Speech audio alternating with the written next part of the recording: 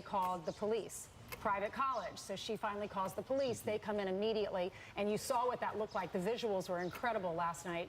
But then when you contrast that to what's happening at UCLA, you're noticing literal fights. I mean, fist fights, people throwing speakers, skateboards, tear gas, beating people with that one guy was being beaten on the back by a stick, tear gas. So you would think that would be a good enough reason for arrest to be made. Do we know any statement from the school or from the police officers as to why that's not happening?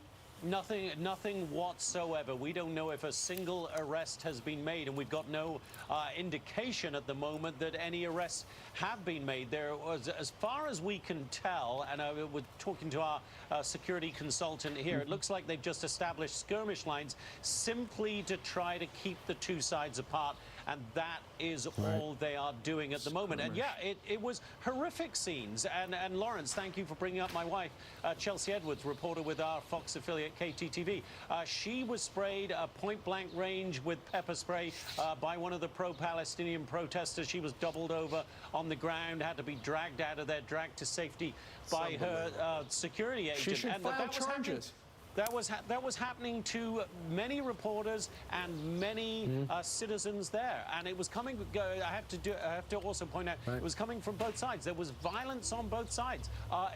Awful scenes to watch. On the campus how much you want the Jewish kids to take? They finally stood up. But Jonathan, real quick, exactly right, Brian. There are any negotiations? Because in Brown, and I think this is obscene, they've reached an agreement with student organizers to disband the pro-Palestinian encampments in exchange for putting to a vote whether they'd still invest in Israel and allowing Israel to invest with them. Are there ongoing negotiations with these encampments at UCLA? They are talking to the protesters. Whether they would term it negotiations, I'm not so sure of that. I can also tell you this, just across town at USC, Brian, I have been told that the president there, and I've been told this from a source who is very close to the negotiations that are ongoing there, the president there has told the USC protesters who are camped out like they are at UCLA that they will not call law enforcement in onto the grounds of that private university, which is an extraordinary signal to send. We won't call law enforcement. Do whatever you want. Yep, for now. That's what happened at Columbia. Unbelievable. And now law enforcement's going to be at Columbia until May 17th after graduation. And that's what they're waiting for. A couple of weeks, the kids will all be gone. Let's just let this all peter. And they already canceled their graduation. The UC system, Guy, remembers the UC system is on a different calendar. Graduation isn't until mid-June, so there's a long way for this to go if they let it continue. Yep. Interesting. June going to be a long 14th, summer. I believe, UCLA. Yeah, trimesters. They do things differently out there. Yeah, but yeah, my daughter's in trimesters too. Jonathan, thank you very much. Great reporting through the night, and give our best to your wife. Sorry that she had to go. Thank you so much, guys. Let's go out to Lawrence, who's with a very special professor, Rand Kivitz, at who's a professor at Columbia Business School. Hey, Lawrence. Yeah, let's bring Ron in. He is someone that has been vocal about this issue. You teach on the campus. Are you surprised when you have your colleagues that are standing with the pro-Hamas protesters? No, Lawrence, unfortunately, good morning. I'm not surprised. Some of my colleagues at Columbia have been doing this for decades now.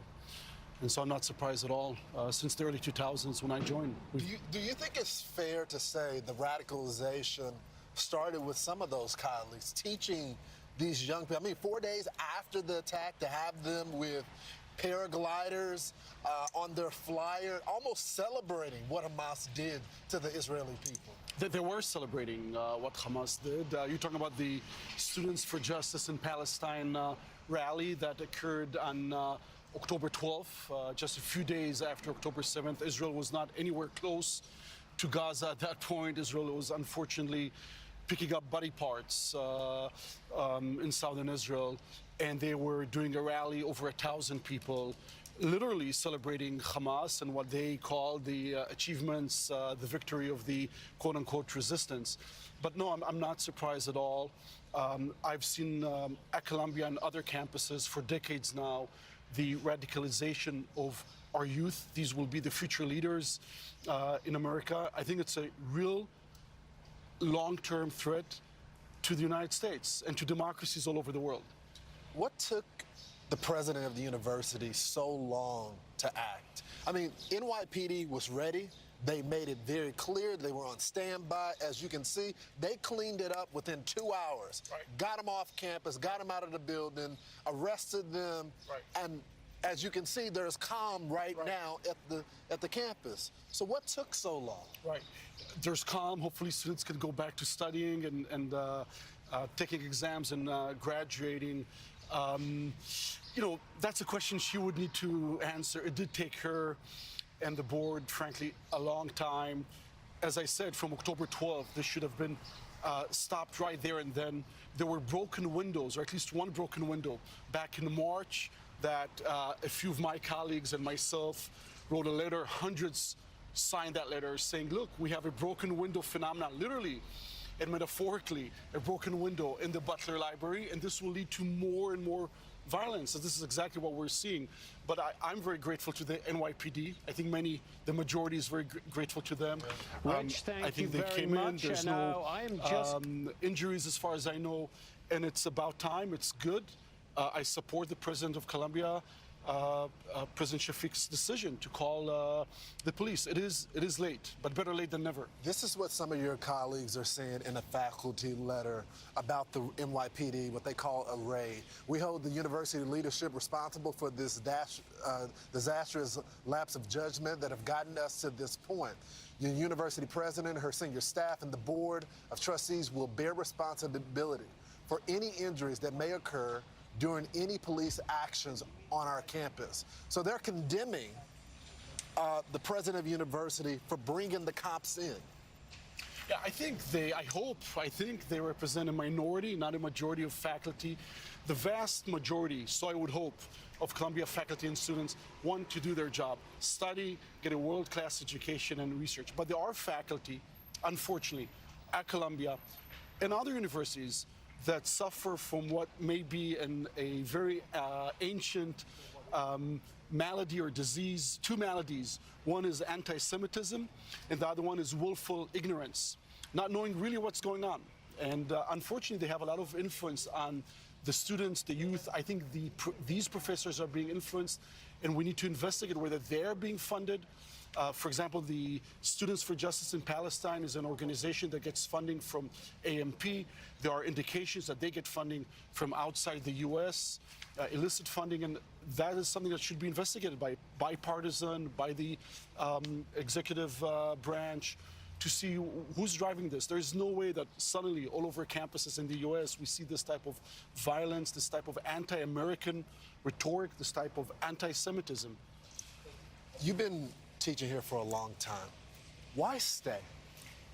It's a great question, and I have to admit that myself, many of my colleagues are painfully asking ourselves this question. You know, when I came in the year 2000, there was a party, a Christmas party, and I said to somebody next to me, you know, if I am here, I thought I'll be a few years, move on with my life. If I'm here for 10 years, you get me out of here, and shoot me if I'm here and if I'm here for 15 years, I'll shoot myself. I've been here for 24 years. Wow. So Columbia, as many other universities, it's a tale of two cities. There's a good side to it. There's a lot of great research, amazing students. It's not all bad. I'm also grateful to Columbia for allowing me to professionally flourish for many years. But there is always this other city, if you will, this very negative side to it. And there's no vacuum. It's been seeping all over. So it's a great question. We've been witnessing. Professor, there's going to be a 9 a.m. press conference with Mayor Eric Adams, who's going to address the situation. Hopefully we can get some clarity. Professor, thanks so much for doing the program. Thank you so much. You. All right, Steve, take it away. A great interview. Thank you, Lawrence. Meanwhile, let's take care right now down to New Orleans. It's a live look at Tulane University and Tulane and UCLA after riot police moved in to break up chaotic protests. We've been showing you the UCLA stuff. Meanwhile, in our nation's capital, the White House is denouncing the takeover of campus buildings by pro-Palestinian protesters, but it just keeps happening. Lucas Tomlinson is live in Washington with the latest. Lucas.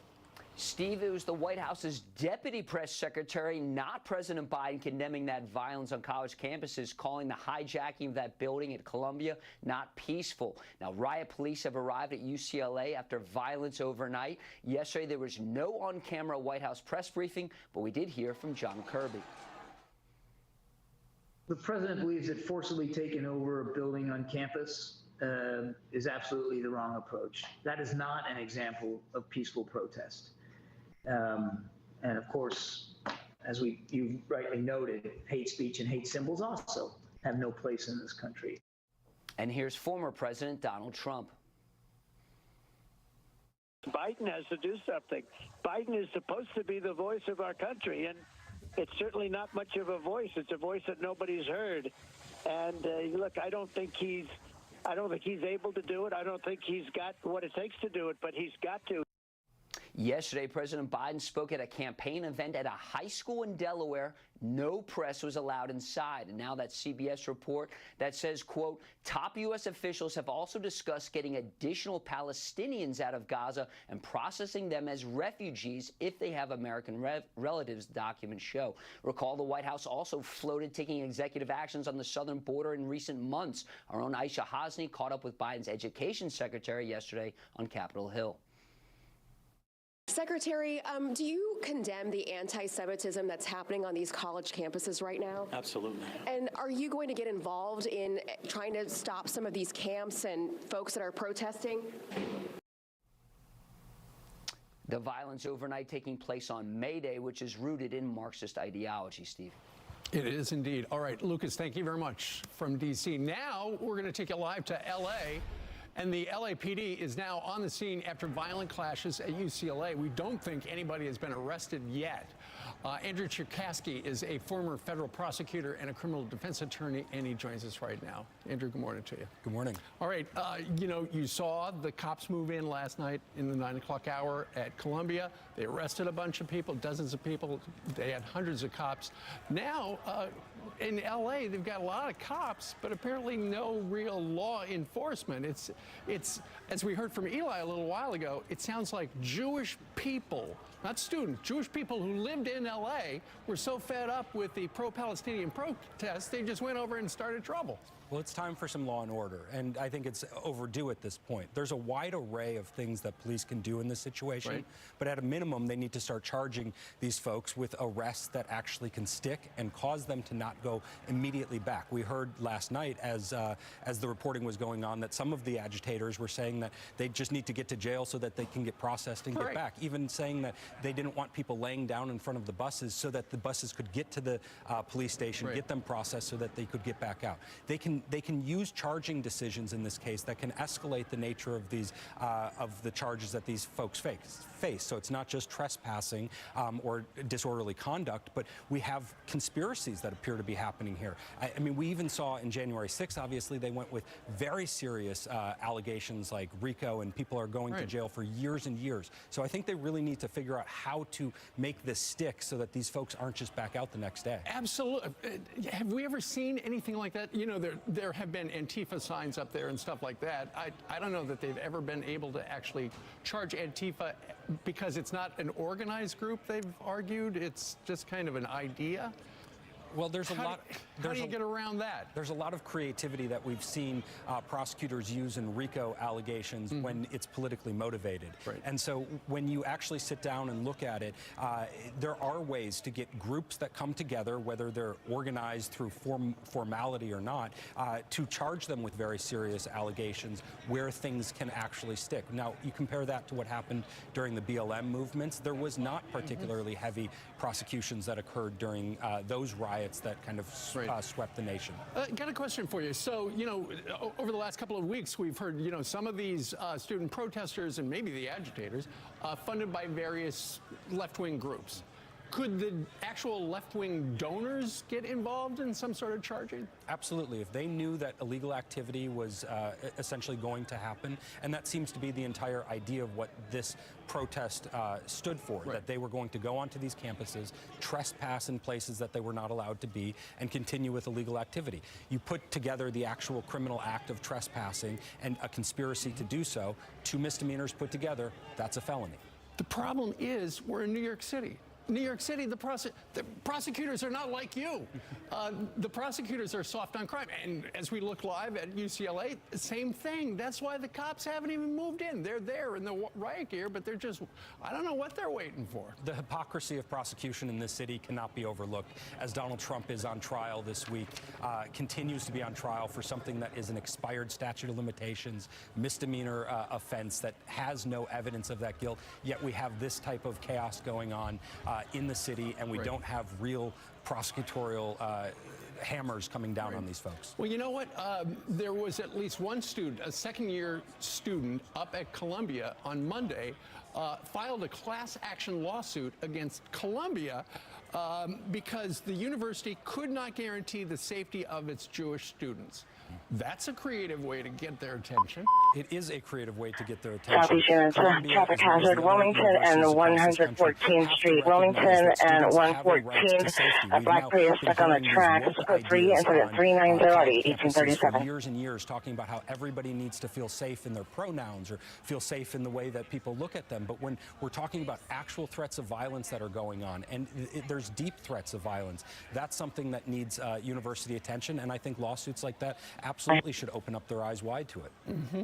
So the people who were arrested last night in New York, they're out, right? Well, it would stand to reason that they are out already and that they're getting ready to go back. That's what they were saying last night to the cameras right before the arrest started to take place. That's the way that the bail process works in New York. Those types of crimes, there's no chance that they're being held for anything more than a few hours. So they're likely to be back out today. Heading back to Columbia. That's right. All right. Andrew, thank you very much. Thank you. All right, Lawrence, you just heard the former federal prosecutor. A lot of those people who were arrested last night probably out, probably heading to where you're at right now. That's exactly right, Stephen. They made it very clear as they were being interviewed that they would be out within hours and come back to the university campus. But as you can see, I was here yesterday, a much different sight here. As you can see, the barricades right here in front of the gate. Remember, the campus is still on lockdown. Unless you're a student in the housing system here on campus, you're not allowed on the campus right now. But NYPD is still here. They have it on lock. You're not allowed to go past these perimeters. And remember, we did our live shot from here when we were talking with that anti-Israeli protester that denied what happened on October the 7th. We were essentially right here, and we were close to the gate. Well, they don't have that opportunity to do that right now. As you guys remember last night, NYPD had been waiting to get onto the campus. They had to be invited because this is a private university. They took that ramp, went up. There's a special service unit, which is kind of like their SWAT team, got through the barricades, broke through the window, and they cleared it out, guys. Those buses were packed up.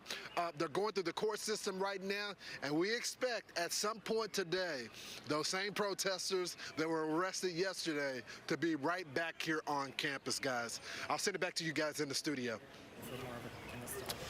All right, thanks, Lawrence. Joining me right now is former Hawaiian Congresswoman and author of a brand new book called For Love of Country, Leave the Democrat Party Behind.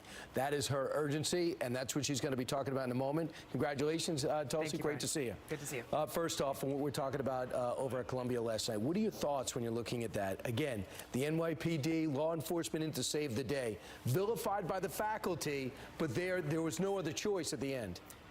I mean, there's a few layers of issues here, Brian. Obviously, it is first and foremost maintaining the peace, law and order, enforcing the law as we're seeing our police officers do every single day. But the underlying issue that I hope everyone is paying attention to is the violence, anti-Semitism, and the pro-Hamas calls. You hear some of the calls that these kids are doing on these campuses saying, we hope October 7th happens 10,000 times over. They are parroting this radical Islamist terrorist ideology that Hamas, Al-Qaeda, ISIS, all of these organizations are trying to perpetuate around the world, which is the extermination of Jewish people and a propagation of their radical Islamist rule. They want to establish Sharia law and a caliphate around the world. And that's the short-term and long-term threat that these groups pose to freedom-loving people and civilization everywhere. What normal person says Sharia law, that's really going to enhance my life? The Ford Foundation, the Rockefeller Foundation, George Soros's group, they all have to be called out. We have to stop pretending like there's not an invisible force behind them. They're very visible. Yes. And it was brought out last night that one of the reasons they went in, the LAPD, is because these are well-known actors, not students that are agitating, leading the way, and literally training on campus. Yeah. But I do also want to talk about what else is going on in the country. And let's talk about Donald Trump. Today, he has an off day, so he's going to be campaigning in the Midwest. How do you think this trial will challenge his candidacy? The lawfare and the use of the Department of Justice to go after Donald Trump, it is having the desired effect. They are trying to keep him tied up in a courtroom and off of the campaign trail, limiting his ability and his time to get out there. I think it's important and very good that he's going to states like Michigan, like Wisconsin, like Pennsylvania, not ceding any ground to the Democrat elite, recognizing and pointing out to people and saying that he will be the president for everyone, and that's really what we need right now. So let's talk about your book. You write Yes. for Love of Country. You've been working on this for a while. Just came out. In 2001. Yes. You joined the Democratic Yes. Party. What was the party like then that attracted you, and what do you mean has changed? When I joined the Democratic Party, it was a party that stood for free speech. If you remember, the ACLU back in the day was willing to take a stand for free speech, even speech they disagreed with. It was a big open tent party that fought for the little guy. You fast forward to where we are today, and the insanity of the woke, warmongering elitists in the Democratic Party, it has become completely unrecognizable, and they pose a very clear threat to our freedom of speech. We're seeing how they are trying to erode our fundamental rights and their threat to our democracy in this society. That's what I talk about in my book. My experiences of having been in the Democratic Party at some of the highest levels for over 20 years and the reasons why I left. And most importantly, a call to action to Americans across the country that we must stand together and save our country from the Biden-Harris administration who are trying to undermine and destroy us. And you were the golden child for a while, and then all of a sudden you were the one that everyone was afraid of and didn't want to talk about anymore. Yeah. What was that like for you? How much did that play into the fact that you're an independent now? You know, I was surprised that they designated me as a golden child for a little while. I think I ticked some of the boxes that they were looking for, but they wrongly assumed that I was going to be compliant.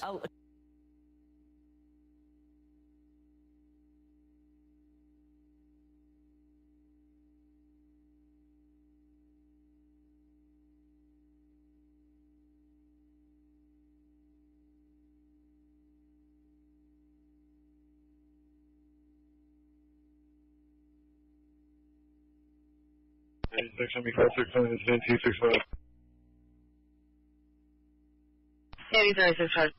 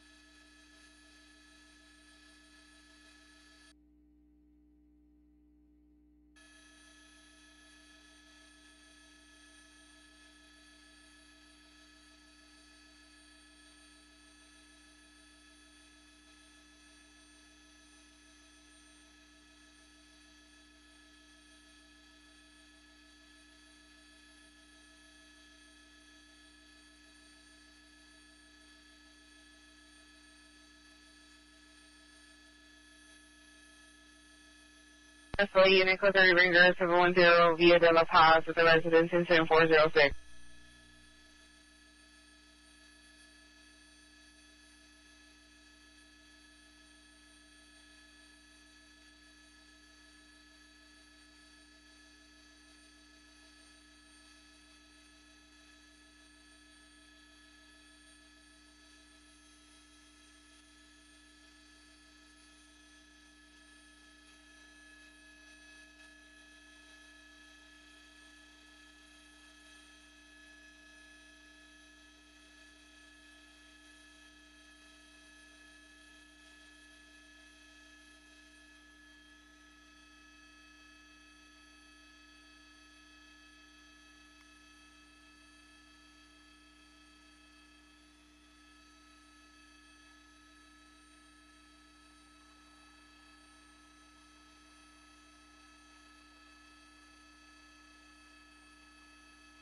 Yeah, it's right over Hollywood. So, kind of like K-Joy. Yeah. And back with us out here live at UCLA, you could see still what CHP has done is cleared the quad of all protesters on this side. This was the pro-Israeli side. The pro-Palestinian side of this conflict or this protest are encamped in these tents here. And you see a contingency of LAPD holding down one side of the quad. You see LAPD and CHP holding down the other side of the quad. The goal was to come in and clear this quad area to stop the conflict between the two groups. And we've watched that methodically happen over the last hour. The last group of people we see still here are in this corner where there's still kind of a discussion. LAPD has reinforced this area, CHP has pulled back, but still a large contingency of officers from CHP, LAPD, as well as UCLA's Public Safety Department. And you see a number of people just chanting and talking still. But no arrests that we've seen yet. The officers were all here, ready to go, and we have yet to see any arrests. And still a large contingency of officers off camera that we've seen preparing to come in just in case they were needed. Yeah, I think we could stay here for that. What do you think, Tyler? About 15 minutes on station? Yeah, about 15 minutes on station now. So about 4:05, we'll need to start walking out.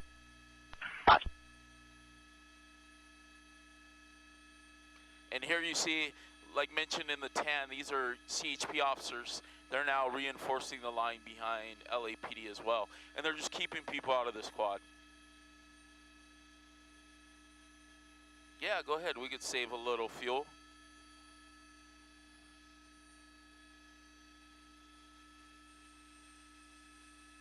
We're still the only ones here.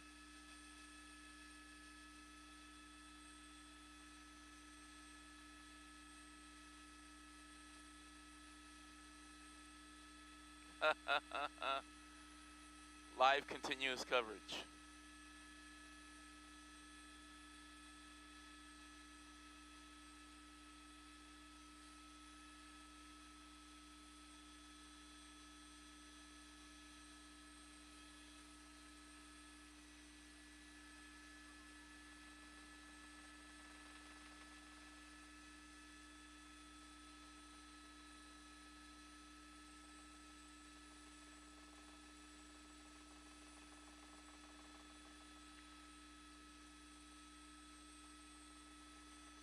As we get closer to the morning, I've seen a lot more activity here in the encampment. They actually have food set up.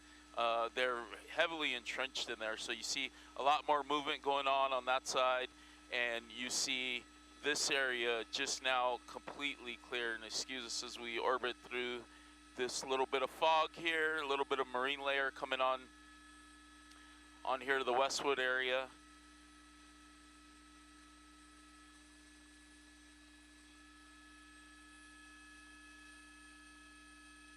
Can you have Tony Adam 199 at West TD Watch Commander's office at 213-473-0218?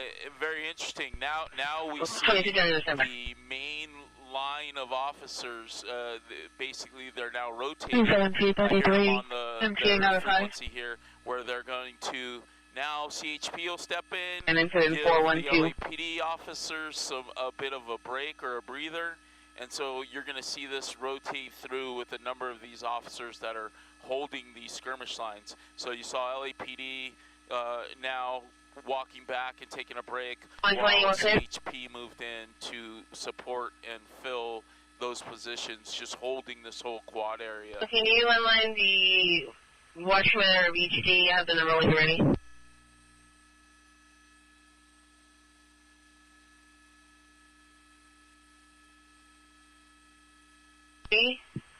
473-0218.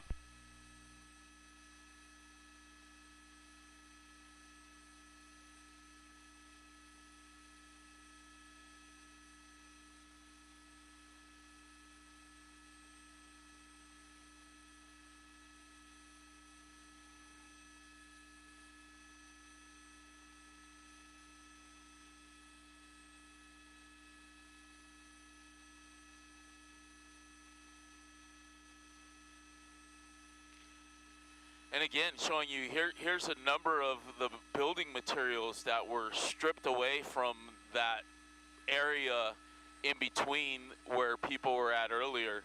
And all those building materials were being grabbed and picked up and taken back to an area. So you could see initially this was highly fortified with a number of building materials. It has since been torn down in a number of areas in an attempt to break this barrier between the two groups. So majority of it's still up. From the beginning, information on the island view from East Stick near Wilshire on Western. West being southbound on Western. There we see again. Blue Audi S5 with no plates and a black Mercedes with no plates. Information on incident 413. Squad from anybody entering.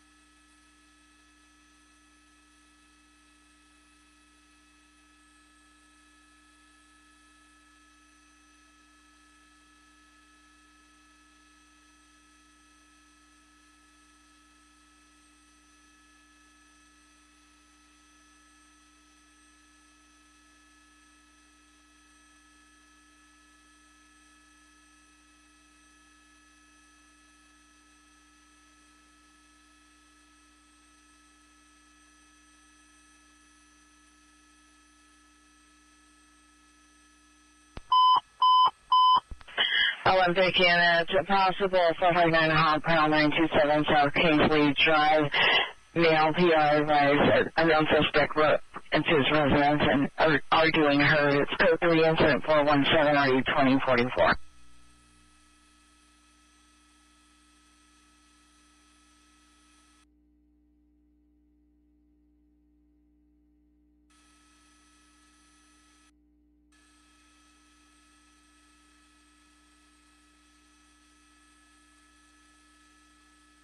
Okay, you can release channel 39.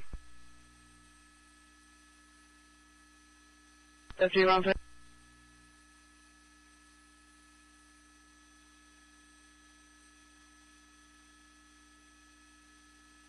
You can keep it a little bit wider, Tyler.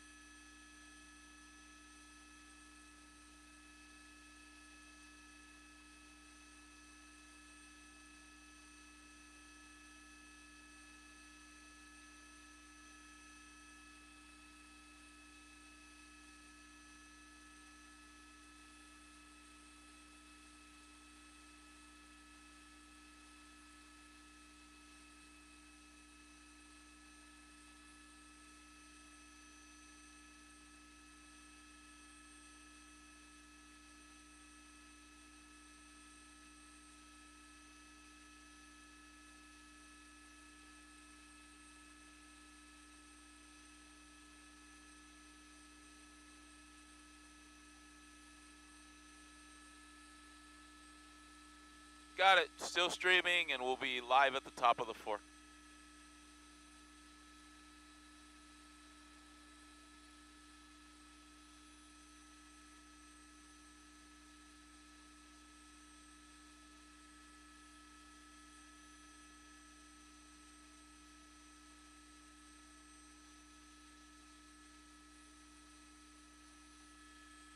Got it, got it.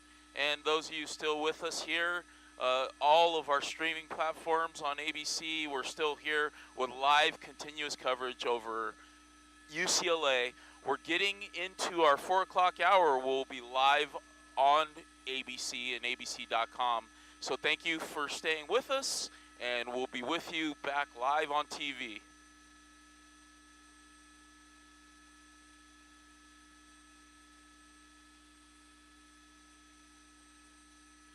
Highest resume normal broadcasting Operation Westville TAC 1 Channel 39. Operation Westville TAC 1 Channel 39 is not clear.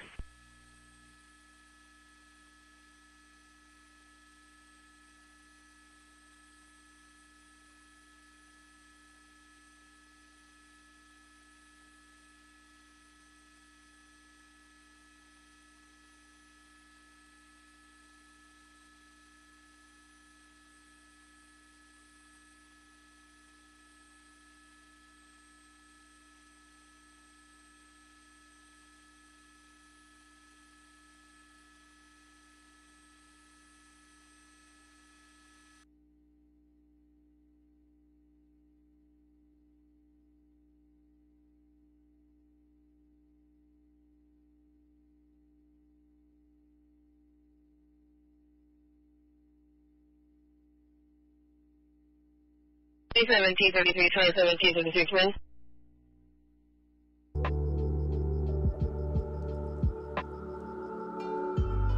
T33. Understood, verify case.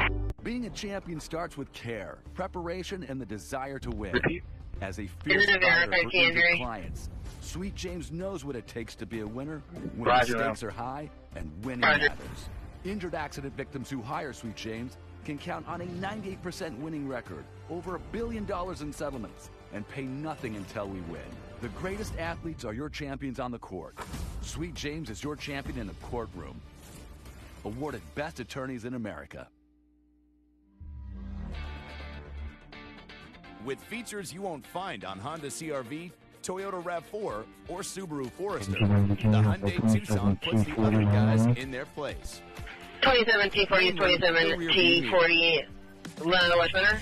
Only a Tucson compares to a Tucson. Now, get up to $1,250 retail bonus cash on a Hyundai Tucson.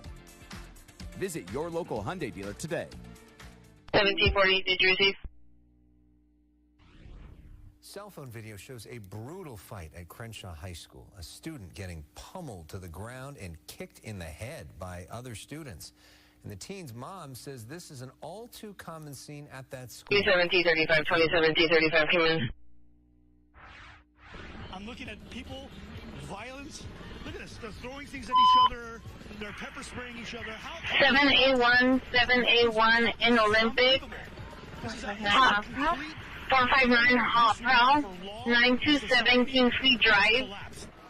Breaking news. Code 3, incident 0417, RD 2044. Protesters grabbing whatever they can find and attacking each other. This has been going on for hours. Police. Roger, can you notify or advise 27 T42 Lemon Watch Center? Coverage straight ahead. Good Day LA at 4 a.m. starts right now. Let's get right to it this morning. I'm Brooke Thomas. Good morning. I'm Bob DeCastro. Welcome to Good Day LA at 4 a.m. this May the 1st. 781, did you receive? Breaking news. Tensions simmering on the campus of UCLA exploded overnight. 71, Pro-Palestinian and pro-Israeli supporters going at it. There were fists thrown, even fireworks. The clashes. 781 handle in Olympic. 459 Hot Foul 927 Kingsley Code 3. Incident 0417 RD 2044. Intensified overnight, to say the least. Recreation Center. Code 204 23 RD 668. Hours now, we've watched multiple fights break out. Now you are responding from Code 3 from Wilshire Station to Correction 927 Kingsley Drive. California Highway Patrol, and we understand the Sheriff's Department has also been called in. They all are mobilized, working together to try to calm things down. And there is a moment of quiet right now. Just about 15 minutes ago, a horrible fight broke out here between demonstrators. Hard to see who's on what side at this point, at least outside of the tents. Let me show you what it looked like, though, between 10:45 and about 1 a.m. Take a look. Around 10:45, 645, 622, and 646. representing the Israeli community arrived here to face off with the pro-Palestinian community that is in this encampment that has been here since last week. Things got extremely violent. We saw people with some serious... What's the lady unit, ADW suspect are now 1060 Silverton Avenue, 1060 Silverton Avenue at the Denny's. In the front lobby, suspect male wearing a white shirt, blue jeans with a gun in his waistband, threatening to shoot the next person who called the police. Code 3 incident 428 or 817. West LA 6 unit count identified. They called in 82-9. backup. Now we From spoke West to a Pico. young man. He says he represents Hi, the it's Israeli community, from West and he Pico, talks about 1050 why Silverton. he came out with a group of his friends. It feels like you want to take your eyes out, but you can't touch it. It'll make it worse, so there's nothing you can really do. What's your message to folks that are watching at home? From the river to the sea, Israel will forever be free. Transit charter. And actually, he was bear sprayed. We're going to hear from him later. He talks about how in the encampment, someone is using, or several people are using different types of chemical agents like bear spray, like mace, like pepper spray. He was sprayed in the face.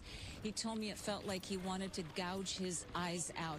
Again, pro-Palestinian protesters facing off with pro-Israel protesters. There is a huge police contingency here, at least 4 agencies. Mario's going to have more on that. 790, can I get a grocery unit to fast 781 in Olympic?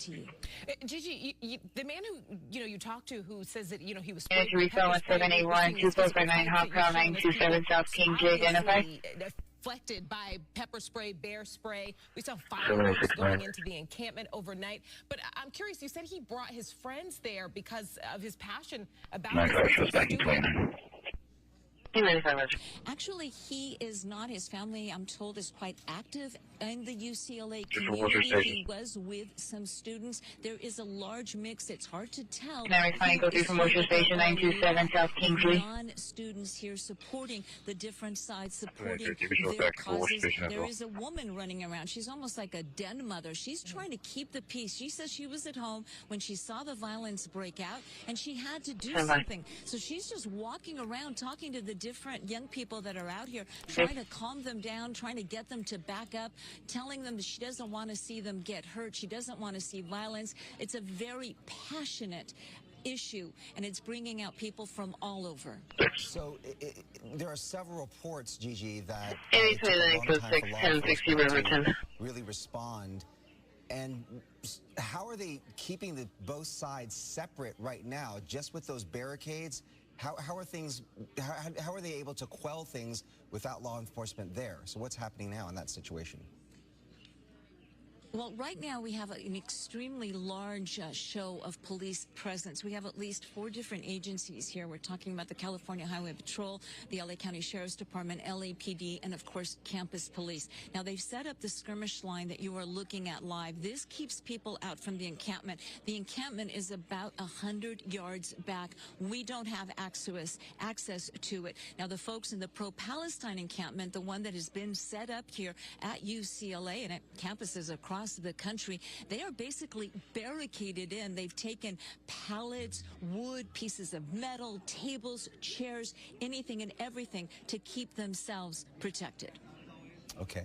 Gigi, thanks so much for that update. We will check in with you very shortly. Sure will, throughout the morning. Thank you, Gigi. There are going to be many questions in the days to come about what took so long when it comes to an official response. The process is behind that. We have a response from a city council and police about the violence. We've got Mario Ramirez live in Westwood with this part of the story. Mario. Good morning, and we can see that heavy police presence here on campus. As Gigi mentioned, at least 4 agencies, and we're seeing CHP. 2017-90, monitor your cell phone, flip off in 2013-40. Part of the campus near the School of Law on Charles Young Drive near Dixon Court. Now, this huge response here, as you all mentioned, it came hours after there were reported injuries and violence breaking out with this demonstration, these dueling demonstrations. So we have video showing fireworks that were thrown by someone attending the demonstration.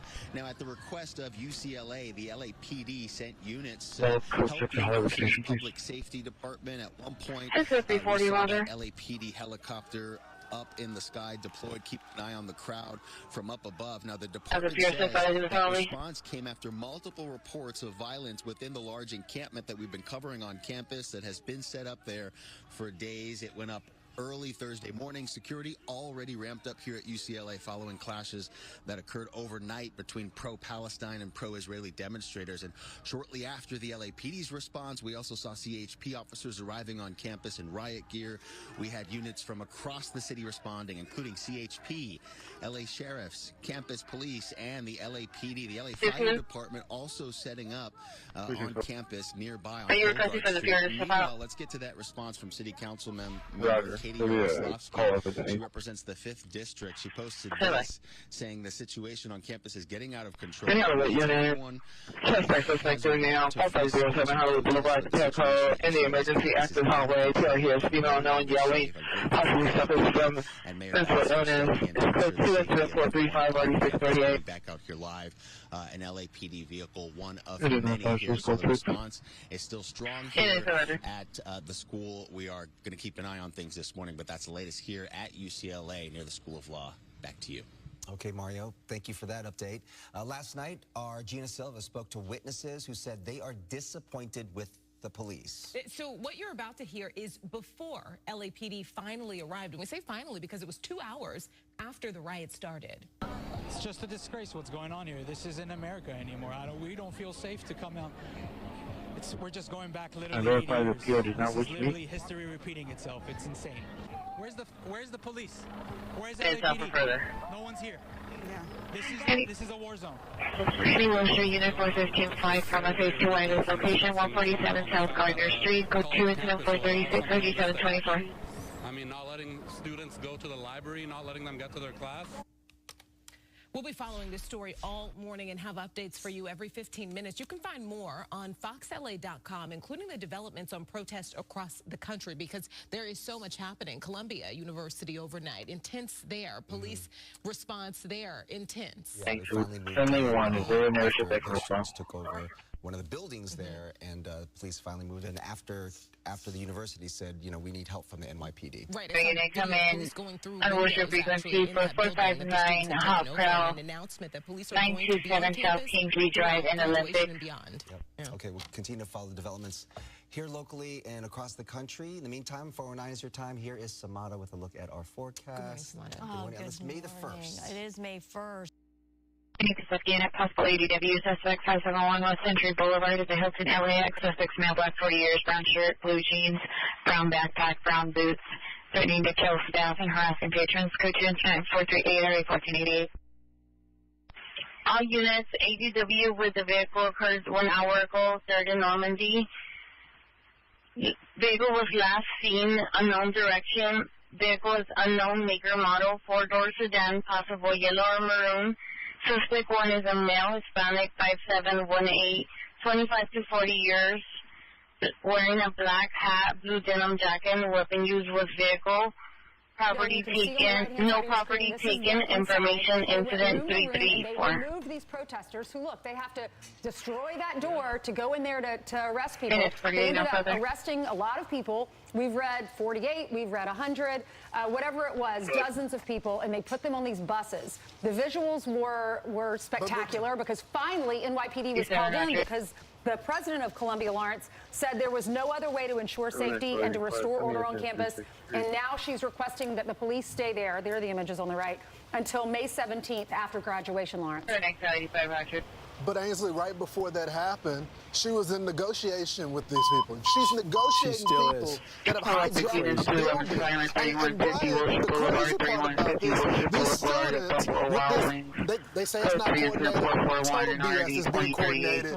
They released a press conference. They had a press conference yesterday, and one of their demands was to get food catered to the building that they hijacked. So they're living in an alternative universe right here. And then you have counterterrorism, who, by the way, outside of the FBI, counterterrorism is the #1 counterterrorism group within the country, which is NYPD counterterrorism.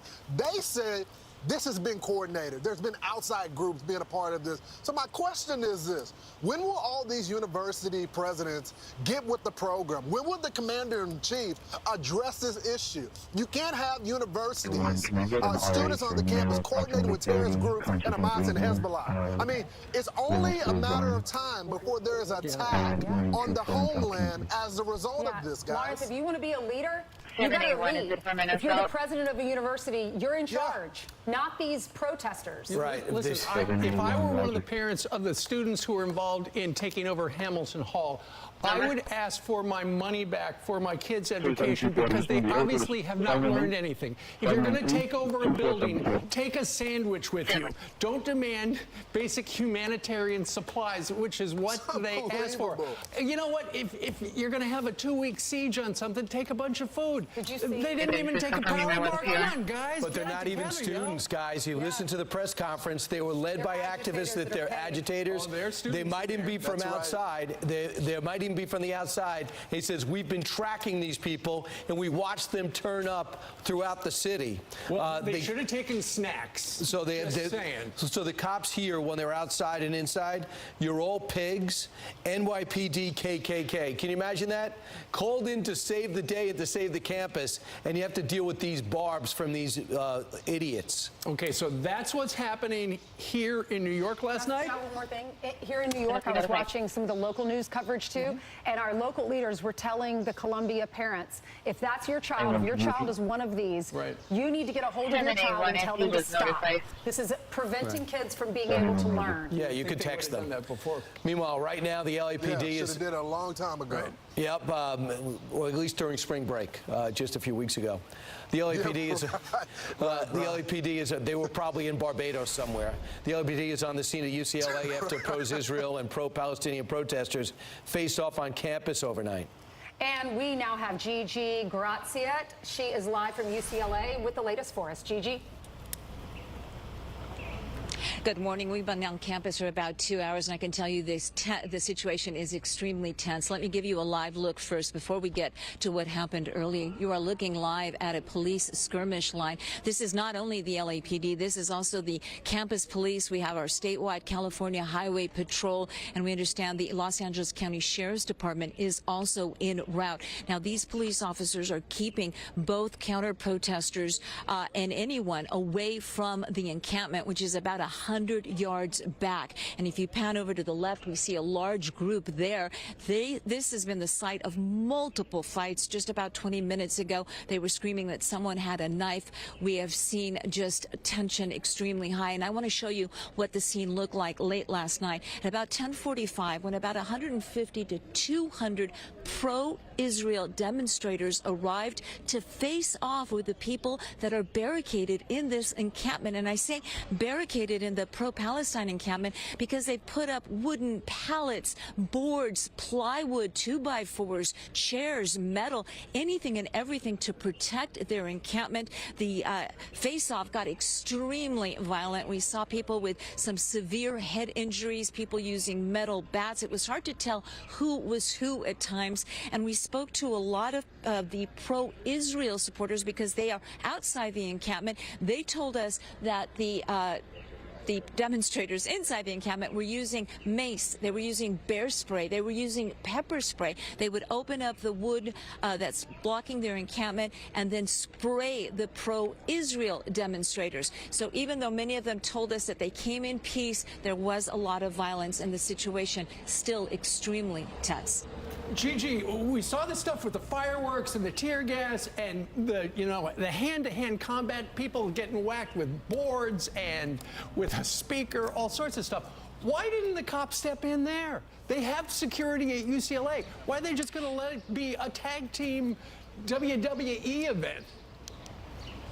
Well, they certainly should have been prepared for this, given what you've been talking about all morning long, what happened yesterday in New York at Columbia University. They should have expected something similar to happen here in Los Angeles. What we understand, and there's been no official statement, so we don't know this for a fact, but we do understand the campus police did respond, but apparently they were outnumbered, so they retreated and immediately called in LAPD. As you know, police agencies have to be requested to come onto campus. They have to be formally requested. Now, there's been a tweet put out by the governor's office, Governor Gavin Newsom, saying that resources are being mobilized, whether he means just the local resources or we're going to start seeing some state officers come in, still unclear. They are staging outside the campus, and I can tell you there's a huge response. They have called in LAPD officers from all over Los Angeles, and Los Angeles is a big city. I guess they had to wait for him to wake up, so they waited 4 hours. All right, thanks so much. I don't get it. Like, what has to happen on a campus for cops to come on their own volition? Especially it's a state school. I never heard of that. There's a brawl on campus. I have to stay outside, even though it's an open campus. There's no even there's not even a gate at UCLA. Because of hierarchy, like you. Is it because it's not there? The campus police are the ones that would have to call them in? Is that what it is, because campus cops are in charge of the campus. But as Gigi just said, Lawrence, the campus cops retreated. So it's like, we're out of here. We should stop pretending, okay? We just saw another state school, the University of Texas, where the state police, the local police came in and took care of business. Let's stop making new rules for liberal cities and liberal states, okay? The governor could have got on the phone, called in the state police immediately. The mayor of the town, she was in Washington, D.C. apparently, could have called in the city police to go take care of the job. They were not prepared because they have a lack of leadership. So us pretending and recreating rules for what we know could happen. We just saw an example at the University of Texas where they took care of business immediately. And you know what else they found? 70% of the people that were there that they arrested were not even from the town, they weren't even students. They're outside factors. So, you know, the old way of terrorism was hijacking the plane and causing havoc in New York City, bringing us to our knees. The radicalization now is happening on these college campuses, and we need to be prepared for it. Well, to your point, Lawrence, we just zoomed in on the insignia of a CHIPS officer at California Highway Patrol. So they are on location. Gigi just said they are massing in Los Angeles. We'll see if something happens. Meanwhile, protests are happening not just on the East and West Coast, but nationwide. And Todd Pyro joins us with a list of some of the other colleges seeing demonstrations a lot like that. Todd? Yeah, Steve, here's what we know. These protests not just happening in L.A., New York City, really spreading throughout our nations. Let's go to New Orleans. Crews at Tulane University clearing out what's left of an encampment after the SWAT team moved in, quickly moved everyone out. Tulane has one of the largest Jewish populations in the country when it comes to a college campus. Meantime, police in riot gear surrounding protesters at U of A, University of Arizona. The university's president there ordering police to remove protesters. Reportedly, arrests have been made. The encampment has been broken up there as well. Demonstrators occupying a heavily vandalized library at Portland State University. Campus is closed for the second straight day there. The county's DA says his office is prepared to prosecute protesters who occupy that library. Police also destroying an anti-Israel encampment at Indiana University. And at Northwestern University in Illinois, the school reaching a deal with students to curb protests. Northwestern President Michael Schill saying, quote, this agreement was forged by the hard work of students and faculty working closely with members of the administration to help ensure that the violence and escalation we have seen elsewhere does not happen here at Northwestern, end quote. And at the University of Utah, police clearing the campus of protesters. 19 people reportedly arrested. Only 4 of them were students. The protesters moved to the Salt Lake County Metro Jail, where they called for the release of those who were arrested. 7875, 7875, cancel incident. 436, 7817 will handle.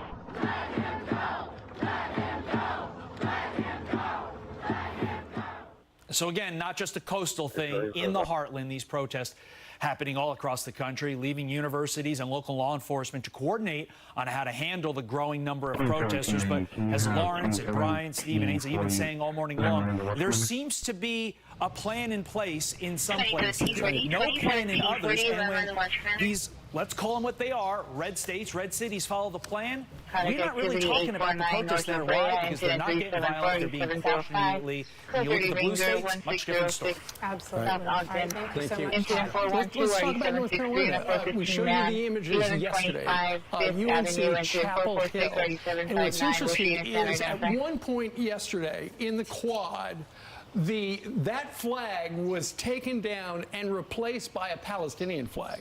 And it was surrounded by, it looked like about 100 of the pro-Palestinian activists. Well, shortly after that, the cops came in and they cleared those people out and they took down the flag and they put up Old Glory, just as it had been, And look what happened.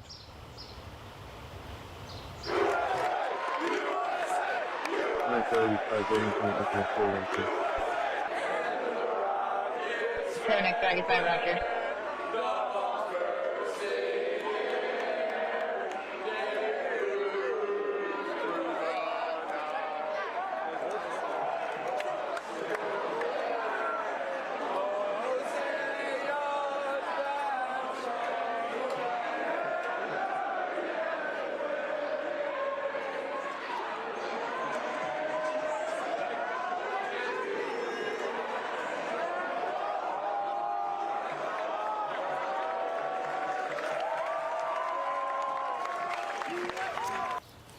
Nice. It's beautiful. We'll be right back.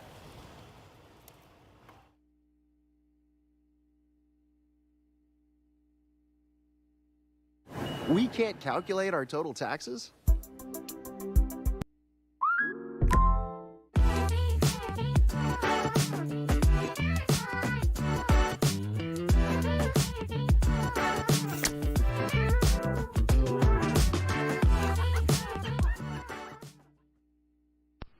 That's how you do have me go to the station, correct? Roger. Maggie, we should do something. Like, we should go somewhere. IKEA. She'd fall apart without you. It's called friendship. Maybe I've got schizophrenia. Eddie, I am seeing things that aren't there. God, it's that demon child again. My advice, go and see your doctor. Hallucinations aren't exclusive to schizophrenia. Why are you here? We love blood. Well, I love sanity.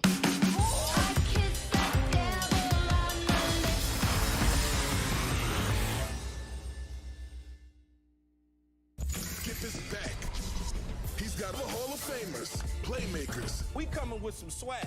Game changers. And Lil Wayne is in the house. Undisputed. Weekdays at 9:30 Eastern, only on FS1. You know what time it is. This our season right here. The schedule is released. Bring it. The anticipation is through the roof. Stafford's coming home. This is a heavyweight matchup. Breaks a tackle, he's gone. Welcome to the NFL. Bring it. It's a family affair. Yeah. There's games in other countries. The whole world watching. Let's go. Are you not entertained?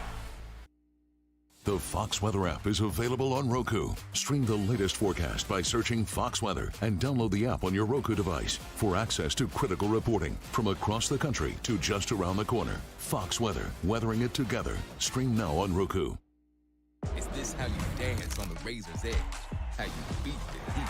Will this gladiator be the last one standing? Who's gonna attack from the rest of the pack? Last question. Are you not entertained? The Advent Health 400 from Kansas on FS1. To find a food star, Gordon faces his biggest rival ever. Who wants to be on Team Vanderpump? It's Team Lisa versus Team Gordon. She can Vanderpump off. We're done. Food Stars premieres Wednesday, May 22nd on Fox. It is official. First Things First is a hit. The reviews are in. First Things First is a mix of analysis, tremendous chemistry, and total ridiculousness. Nick, Brew, and Wiles are the MVPs of sports talk. I'm Mahomes, you're Kelsey, and you're Andy Reid. I don't want to be Mahomes, or at least Kelsey. Yeah, I think I'm more Mahomes. First Things First, weekdays at 3 Eastern on FS1. Saturday on Fox. Hey, with LA Unit 415 man, Wilshire and Manning in the middle of the street. Suspect of male white for the description. Code 3 and 10457 RDA 28. With LA Unit can't identify. On Fox. I just don't get why Maggie bothers you so much. We can't move forward if you're being held back. We're tequila, please. Maggie has always been there for me. I love you. INCA 361 code 31060 to Richard to Wilshire and Manning.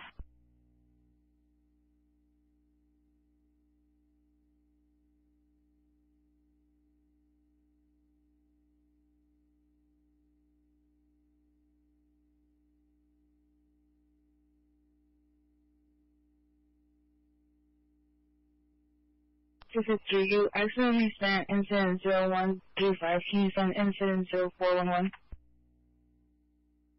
653, okay.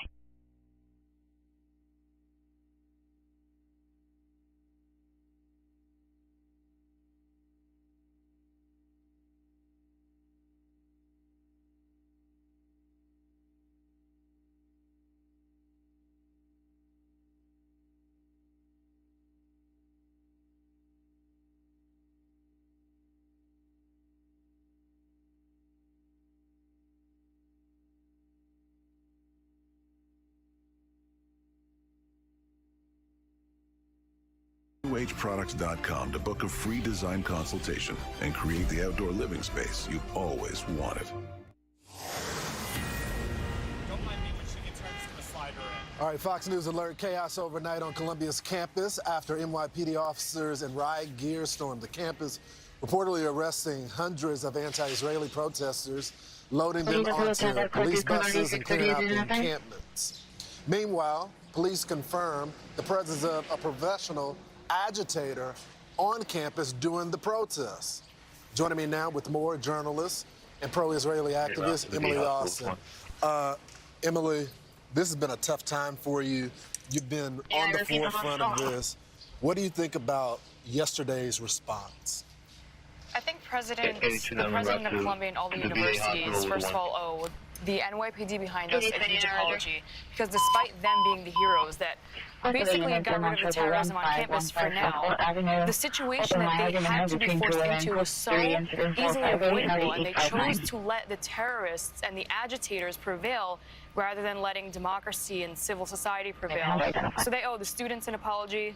They owe the Jewish students their tuition back. All of the Columbia students who actually came and paid to receive an education, their tuition back. And honestly, if I don't start seeing some federal civil rights lawsuits coming from the discrimination of the Jewish students, I'm going to be disappointed. Yesterday I was here on campus, and during one of my live shots, went and talked with one of the protesters. I asked her about October the 7th.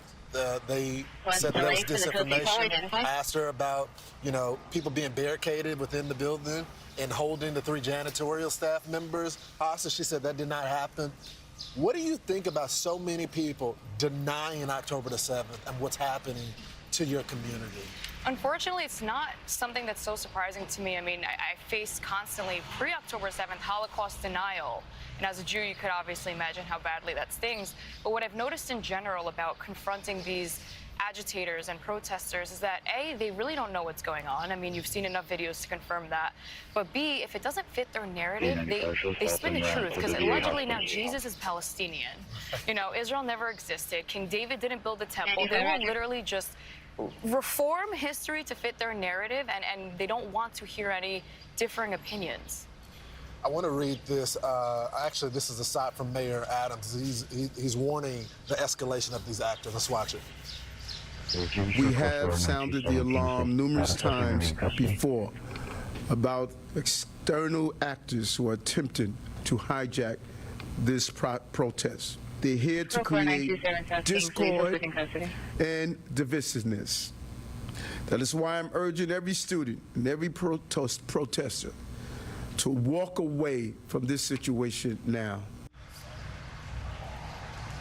So what we found out is that obviously some of the students are ignorant, as you talked about. But the mayor was talking about outside, international, national forces, agitators from the outside who are essentially coordinating the propaganda of Hamas, are influencing these students on campus. Have you seen that? I mean, absolutely. Look, you have a college student, universally, it's almost like a revolution, where you have the copy and paste North Face $500 tents being set up within minutes all over campus. You have adults, not students on campus, that are behind them, morally supporting them, financially supporting them. And I really don't know why there's not like a group or organization that's single-handedly focused on following the money, tracing the funds. Where is this coming from? Who is funding this? Because I don't think these helpless students who are voluntarily missing classes and not caring about their futures are doing this on their own. I don't even think they have mental capacity to do so. So obviously there's a higher influence here. I don't know if people are concerned enough, because this is just the beginning. Do you want to hear from the President of the United States? Do you think he should address the country on this issue? Trump addressed it, and our own president hasn't. It's been so lonely to be a Jew. Forget a student, especially the students, but to be Jewish in general. And I don't want to pull this card. Just imagine there's any other group of people. The president would have a statement out the very same minute. If this was the LGBTQ community, the black community, the Asian community. But suddenly it seems like there's always an exception when it comes to the Jewish students. And we hear your silence, we see it and we feel it, and we're suffering the consequences. Especially when you guys are experiencing 60% of the hate crimes. We're always praying for you. Thank you, my friend, for getting up this morning. Thank you. Emily Austin, folks. Let's bring in our colleague, CB Cotton. She's been on the ground on Columbia, witnessing all the chaos. CB, great reporting. What are you seeing here? And it's a calm today, but that wasn't the case yesterday.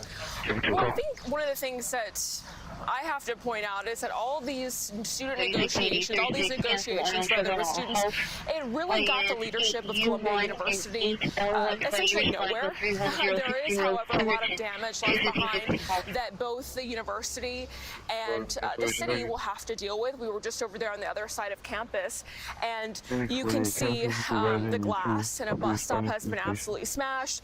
There's a lot of things that are littered, protest signs that are littered all across the campus. We got a viewing side through the campus gates, and also there's a lot of litter outside the campus as well. And I think an important thing to note is this is the culmination of 2 weeks of incessant protests that have paralyzed Columbia University. And university leadership said, our actions now in response to this, it's not about attacking the cause of the protesters, it's about attacking their actions and going after their actions, showing that they have consequences. I mean, the right to peacefully assemble is strong. It's a cornerstone of our democracy, but that's the key word there, peaceful. And we see that things have escalated day by day here on the campus. I witnessed this yesterday when I tried to talk to some of the protesters. They deny what happened. As someone that's been there on the ground, have you found that some of the, the anti-Israeli, anti-Jewish protest, pro-Palestinian protest, pro-Hamas, are willing to talk to you and tell you what the actual cause is? Like when they say free Palestine, when they say from the river to the sea, when they call the Intifada, what they mean by that? I think they're selective about which voices they want to speak to, which I think is odd, because if you're part of one of these movements, you'd think that you'd want to share your message with the masses, even with people who may not agree with you. But what I have found with some of these student demonstrators is that they are selective about who they speak with. I did try to go into their encampment shortly after it was re-erected, probably about 2 Fridays ago. And they didn't want to speak with Fox News. They didn't want to talk with me, but I did see other cameras in that encampment filming at the time, and that just shows you how selective they are about who they'll speak with. CB Cotton, excellent reporter here on the ground. Senator John Kennedy is going to be joining us live next.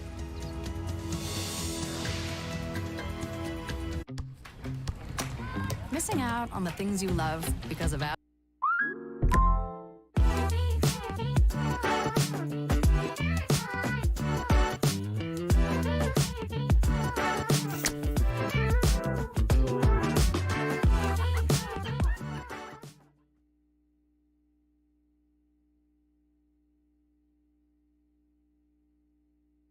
Wednesday, May 22nd, Gordon Ramsay finds his next food star. Top food entrepreneurs are fighting for a $250,000 prize. But this time, buckle up, big boy. Gordon faces his biggest rival ever. Who wants to be on Team Vanderpump? It's Team Lisa. The more worried you are, the happier I am. Versus I hate you. Team Gordon.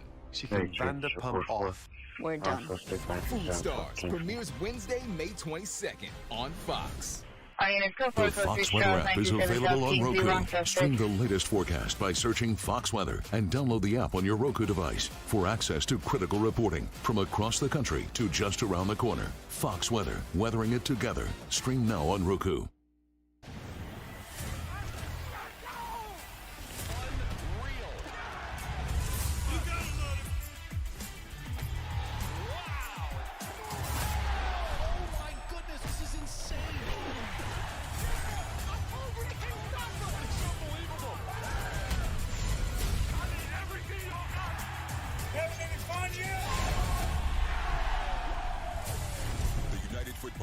Saturday at 3 Eastern on Fox.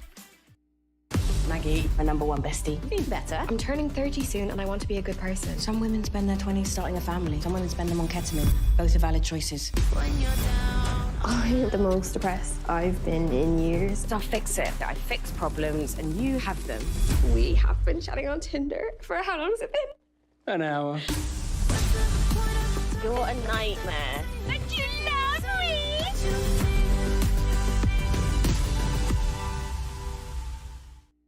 Maggie, we should do something. Like, we should go somewhere. IKEA. She'd fall apart without you. It's called friendship. Maybe I've got schizophrenia. Eddie, I am seeing things that aren't there. God, it's that demon child again. My advice, go and see your doctor. Hallucinations aren't exclusive to schizophrenia. Why are you here? We love blood. Well, I love sanity. Time now for 15-man, 1125 Fifth Avenue, code 2 incident 446, RE759, identify. I just don't get why Maggie bothers you so much. 721 Mitchell, North Dam, 721. Maggie has always been there for me. I love you.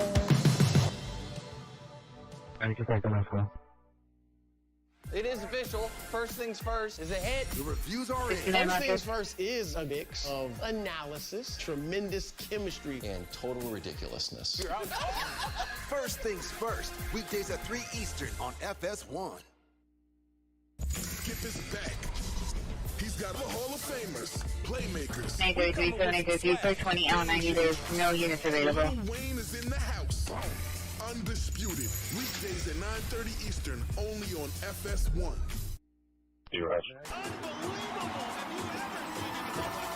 Do we have your attention yet? Is this the new face of the great American race? Is this how you dance on the razor's edge? How you find a diamond in the desert? How you beat the heat? Will this gladiator be the last one standing? Who's gonna attack from the rest of the pack? Last question. Are you not entertained? The Advent Health 400 from Kansas on FS1.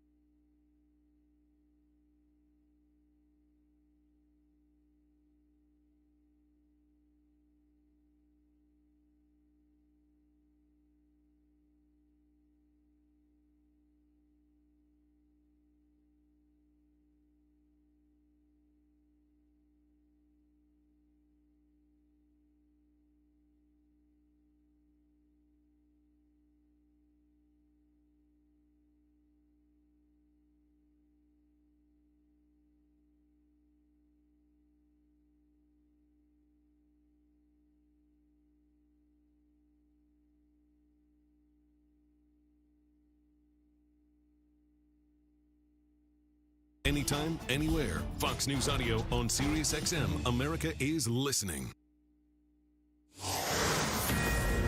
Fox News alert, more campus protests happening overnight across the country, and you're looking at the protests in New Orleans as crews at Tulane University are clearing out what's left of its pro-Palestinian encampment after the SWAT team moved in and quickly moved everybody out. And now you can see what it was like inside there. They had to clean out 3 buildings at Tulane. They had them closed for 2 days, but now they're open. All right, meanwhile, back in Washington, we are now learning that the White House is reportedly considering bringing certain Palestinians to the U.S. as refugees to offer them a safe haven. Fantastic. Here we are, Louisiana GOP Senator John Kennedy. Senator, I guess before we even comment on that, your reaction to the way the White House has handled the pervasive unrest on college campuses. Well, Brian, it should not go unnoticed that President Biden has the ability to stop all of this on a dime. All he's got to do is call the college presidents and say, look, if you don't get control of your campuses, I'm going to withhold your federal money. Right. Now, the president hasn't done that. The moral of the story is you're never too old to suck. The reason he hasn't done that is because of politics. Yep. CNN just came out with a poll.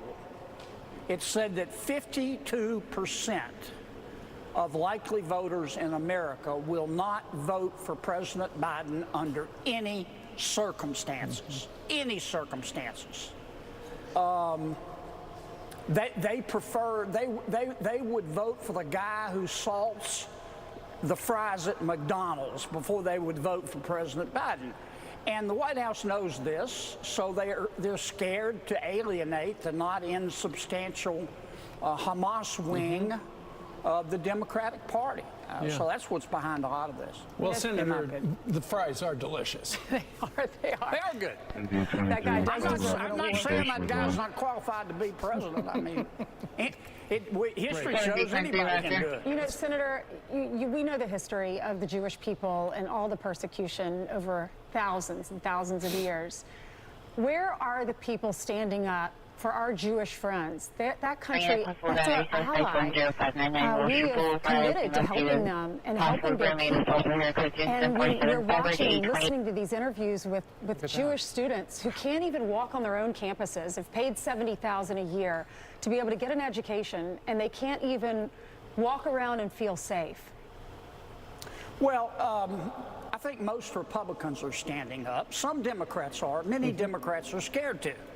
Because let me say it again, Angel, there's a substantial Hamas wing of the Democratic Party, and they believe in diversity, equity, inclusion, and the right to kill Jews. And some of my Democratic colleagues, not all of them, but they're scared of them. Some universities are handling this well. Tulane, Vanderbilt, University of Florida, they have good leadership. I know their presidents. Their presidents passionately support free speech, but they know the Constitution doesn't protect disruptive behavior. Well, Senator, you know, we haven't heard much from the president regarding this, but you know what they could do? And you're on the Senate Judiciary Committee. The Department of Justice should open an investigation into, you know, we've heard that the people who took over the building here in New York, sounds like they were, for the most part, all the leaders were outside agitators. It sounds like there is some sort of a conspiracy. We had a former federal prosecutor on about 2 hours ago who said they could be charged with conspiracy, they could use RICO stuff. We could figure out who is behind this and who's funding it. Well, I don't know about the conspiracy part, though I will say we probably need to get some new conspiracy theories because all the old ones turned out to be true. I do know that President Biden could stop this on a dime. All he's got to do is pick up the phone and quietly call the President of Colombia and say, listen, Madam President, I give you 14 days to get this straight, or I'm going to withhold all of your federal money. And you would see the leadership at Columbia pounce on that like a ninja, man. They would get it straight. Right, absolutely, and then it would protect them from their crazy boards that don't want them to do anything, Senator. I just got to ask you. The problem is the faculty. The problem in a lot of these places, not all, but many, it's the faculty. They're sitting in the encampments.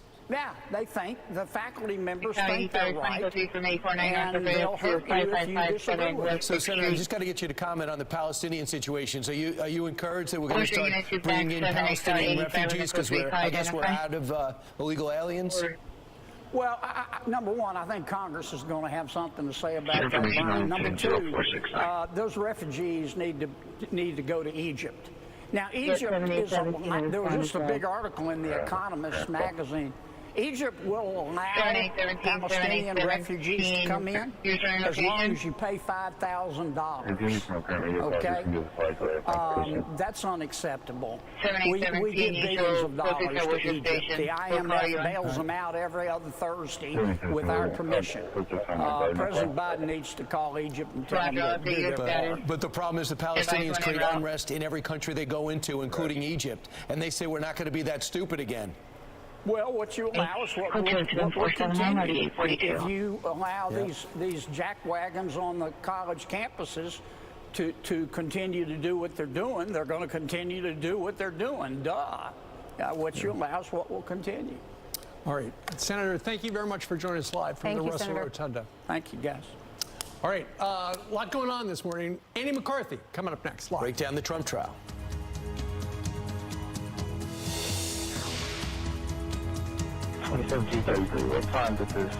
My psoriasis was all over. Then psoriatic arthritis.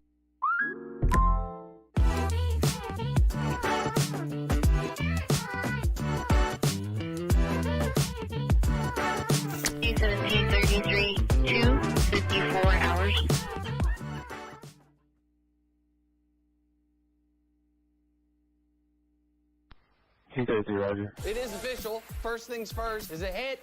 The reviews are in. First things first is a mix of analysis, tremendous chemistry, and total ridiculousness. Nick, Brew, and Wiles are the 7835, MVPs of sports talk. 5557 West 6th You're Street. Kelsey, and you're Andy Reid. I kind of want to be Mahomes, or at least Kelsey. Yeah, I think I'm more Mahomes. First things first. Weekdays at 3 Eastern on FS1. All right, I'm gonna change your world. Yeah, I love to root for great. Ooh. You want to root for the underdog? Good luck with that. It doesn't matter how many times I'm right. This is the herd. I just don't get why Maggie bothers you so much. We can't move forward if you're being held back. More tequila, please. Maggie has always been there for me. I love you. 7869, 7869, come on.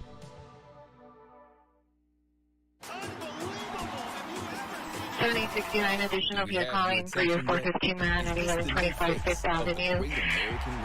A male yelling in front of the building next to that location for past 30 minutes. Still code 2 incident 446. Will this gladiator be the last one standing? Who's gonna attack from the rest of the pack? Last question. Are you not entertained? The Advent Health 400 from Kansas. FS1.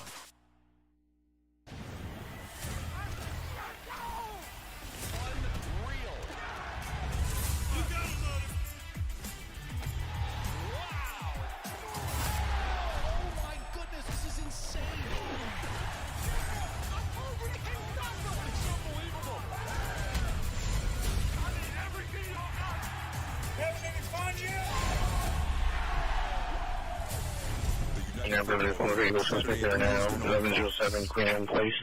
Suspect vehicle white 4-door, suspect for 3 male blacks wearing black masks. One thing appears black Toyota Corolla, store items. Suspects is seen driving up and down the street. Suspect to 481, 758. Only on FS1.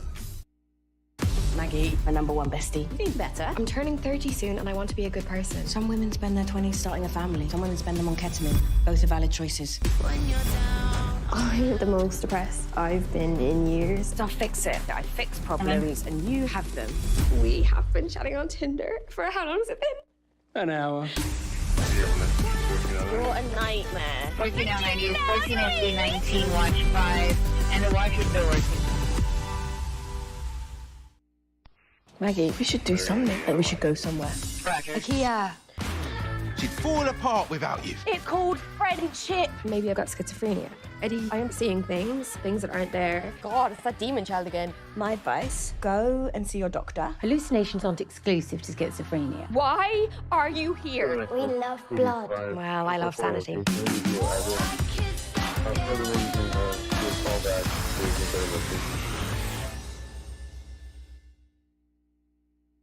To find a food star, Gordon faces his biggest 85, code 4, semi for the location. It's Team Lisa versus Team Gordon. She can Vanderpump off. We're done.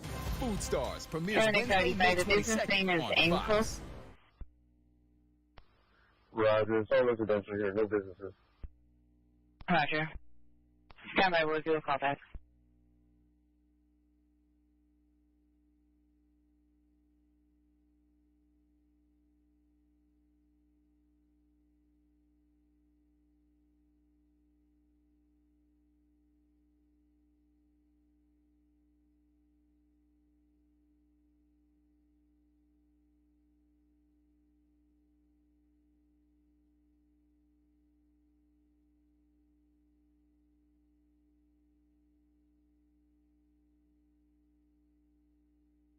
A17, no answer. Call back. Across the country still say they feel unsafe, and we believe them. Here with reaction, Andy McCarthy, former federal prosecutor, Fox News contributor. Andy, what should these schools, what can these schools do to make their Jewish students feel safe? And I mean, let alone how we got to this point. 17, Roger. There has to be expulsions. If people aren't expelled, Brian, this is going to go on. You know, sending out exactly the wrong signal was it Northwestern yesterday, completely folded and gave a bunch of concessions. That's the kind of thing that tells these people this stuff works. What will matter to these kids is being expelled, because that has academic consequences and it has professional consequences. I was looking this morning at the charges that are going to be brought against these guys in New York. You know, like all of the ones that were in Hamilton Hall were charged with third-degree burglary. First of all, that's a no-jail crime in New York. You get probation for it because it's deemed, believe it or not, to be a non-violent felony. And the second thing is, the cops can try to charge these guys with whatever they want to. It's up to whether Alvin Bragg will prosecute them. And it's not like these kids did something serious like falsify their business records or something, you know. So, all right, I wouldn't hold my breath waiting to see heavy-duty charges from the criminal justice Brown University, system. by the way, also acquiesced. They said they're going to reevaluate, put to a vote about investment into Israel. Isn't that great? I want to ask you about the Trump trial. What went down yesterday? The accusation was that Trump reimbursed Cohen, logged payments as a legal expense, which was deceptive. He's going to say he did log it. They had the banker on the stand yesterday. What was accomplished from the prosecution? Well,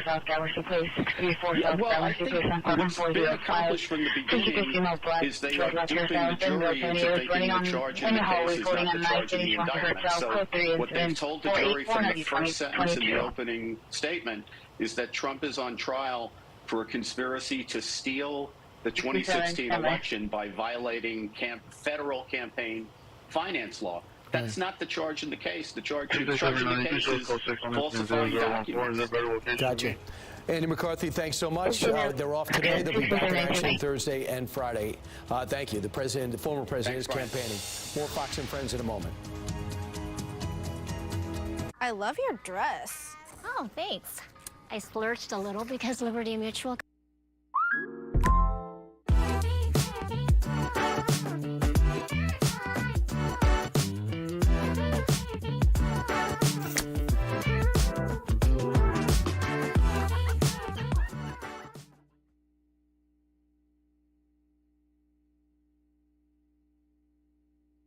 Maggie, my #1 bestie. Be better. I'm turning 30 soon and I want to be a good person. Some women spend their 20s starting a family. Some women spend them on ketamine. Both are valid choices.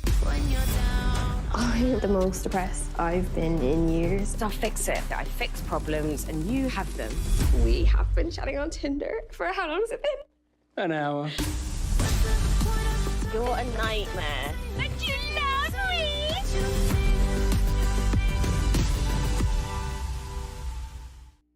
The Fox Weather app is available on Roku. Stream the latest forecast by searching Fox Weather and download the app on your Roku device for access to critical reporting from across the country to just around the corner. Fox Weather, weathering it together. Stream now on Roku.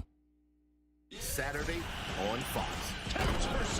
The Houston Roughnecks take on A.J. McCarron and the St. Louis Battlehawks. McCarron, corner of the end zone, touchdown! The United Football League, Saturday 3 Eastern on Fox. All right, I'm going to change your world. Yeah, I love to root for great. You want to root for the underdog. Good luck with that. It doesn't matter how many times I'm right, you'll still argue with me. This is The Herd. Is this how you dance on the razor's edge? How you beat it? Will this gladiator be the last one standing? Who's gonna attack? 3, verify the CP location at 445 Charles Egan Drive for the units responding in either east or west. To find a food star, Gordon faces his biggest rival ever. 631 Gramercy, please. It's Code Team 3, Lisa incident versus 0484 RD 2022. Food Stars premieres Wednesday, May 22nd on Fox. 79 Rogers. Maggie, we should do something. Like we should go somewhere. IKEA. She'd fall apart without you. It's called friendship. Maybe I've got schizophrenia. I'm seeing things that aren't there. God, it's that demon child again. My advice, go and see a doctor. Hallucinations aren't exclusive to schizophrenia. Why are you here? 16118 No, I love sanity. 2634 Gramercy, please. 6379 no further. I just don't get why Maggie bothers you so much. You can't move forward if you're being held back. Maggie has always been there for me. I love you. East or west? It is official. First things first is a hit. The reviews are in. First things first is a mix of analysis, tremendous chemistry. Greece was back in 79. First things first. Weekdays at 3 Eastern on FS1. Okay, Roger.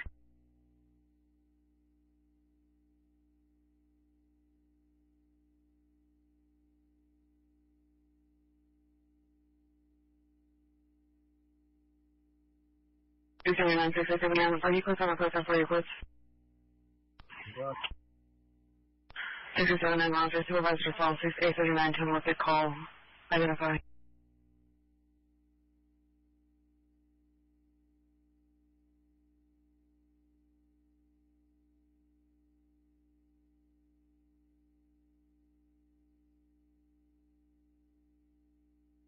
Question supervisor for the Olympic call. 630, yes, it's weapon. 630. 630, Roger. 58.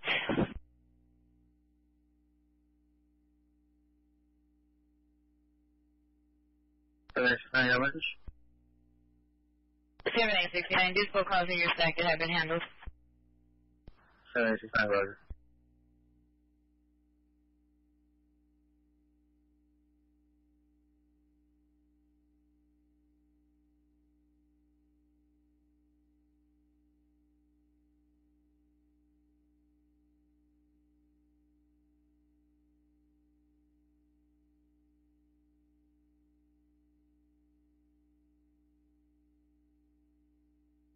We begin this final hour of Fox and Friends with the Fox News Alert. Fireworks going off overnight at UCLA's campus during a standoff between pro-Israel and pro-Palestinian protesters. It was insane. There were no police. New Orleans, police are still on campus as officers clear out what's left of an encampment at Tulane. 3 buildings were shut down and were now reopened. And then overnight, here in New York City, around 230 reportedly arrested at Columbia. Wow, that number's gone up, as the NYPD cleared anti-Israel encampments on campus. Meanwhile, 70 were reportedly arrested overnight. Also here in New York City, blocks away at City College. So on this Wednesday morning, we have live team coverage of the chaos on campuses coast to coast. Lawrence is hosting live from Columbia University, just about 2 miles north of where we're sitting. CB Cotton is also at Columbia, keeping tabs on the situation. William LaJeunesse will join us from UCLA on the West Coast. But first, let's go to Jonathan Hunt, who's in our West Coast newsroom. He's been up all night long. All right, Jonathan, how did this melee start? It was a quite extraordinary scene, Steve. It was around 2 a.m. Eastern. We first got word that a group of counter-protesters had arrived on campus and were beginning to confront the pro-Palestinian protesters who've been there for several days. And then, within minutes of them arriving, there were clashes breaking out right across the quad there in front of Royce Hall. We watched live. We showed our viewers this live as protesters and counter-protesters went at each other with huge wooden poles. They went at each other with pepper spray. They went at each other with firecrackers, tossing them into crowds, literally right in the middle of groups of people gathered. They were quite extraordinary scenes. And what was most extraordinary to me as I watched it, Steve, and as we brought it to our viewers live via our Fox affiliate KTTV's pictures, was that not a single police officer was anywhere to be seen for 3.5 hours. I saw 2 LAPD cars at one point from one of the helicopter shots. They left the scene, and then nobody, no California Highway Patrol, no Los Angeles Police Department, no campus police department, nobody there as these two sides fought quite literally pitched battles for close to 3 hours. And only then we heard from Mayor Karen Bass that the LAPD was responding, in her words, immediately responding. But immediate meant 3 hours after the fighting started. It was an extraordinary moment to watch. This is a public university, one of the blue ribbon colleges of the UC system, and it was nothing more than a battlefield for hours, and nobody stepped in to help. What it appeared was the spark for this. It's not coincidental, I don't think, Steve, that it was the end of Passover. And we'd seen all these videos of Jewish students being prevented from simply walking about the campus.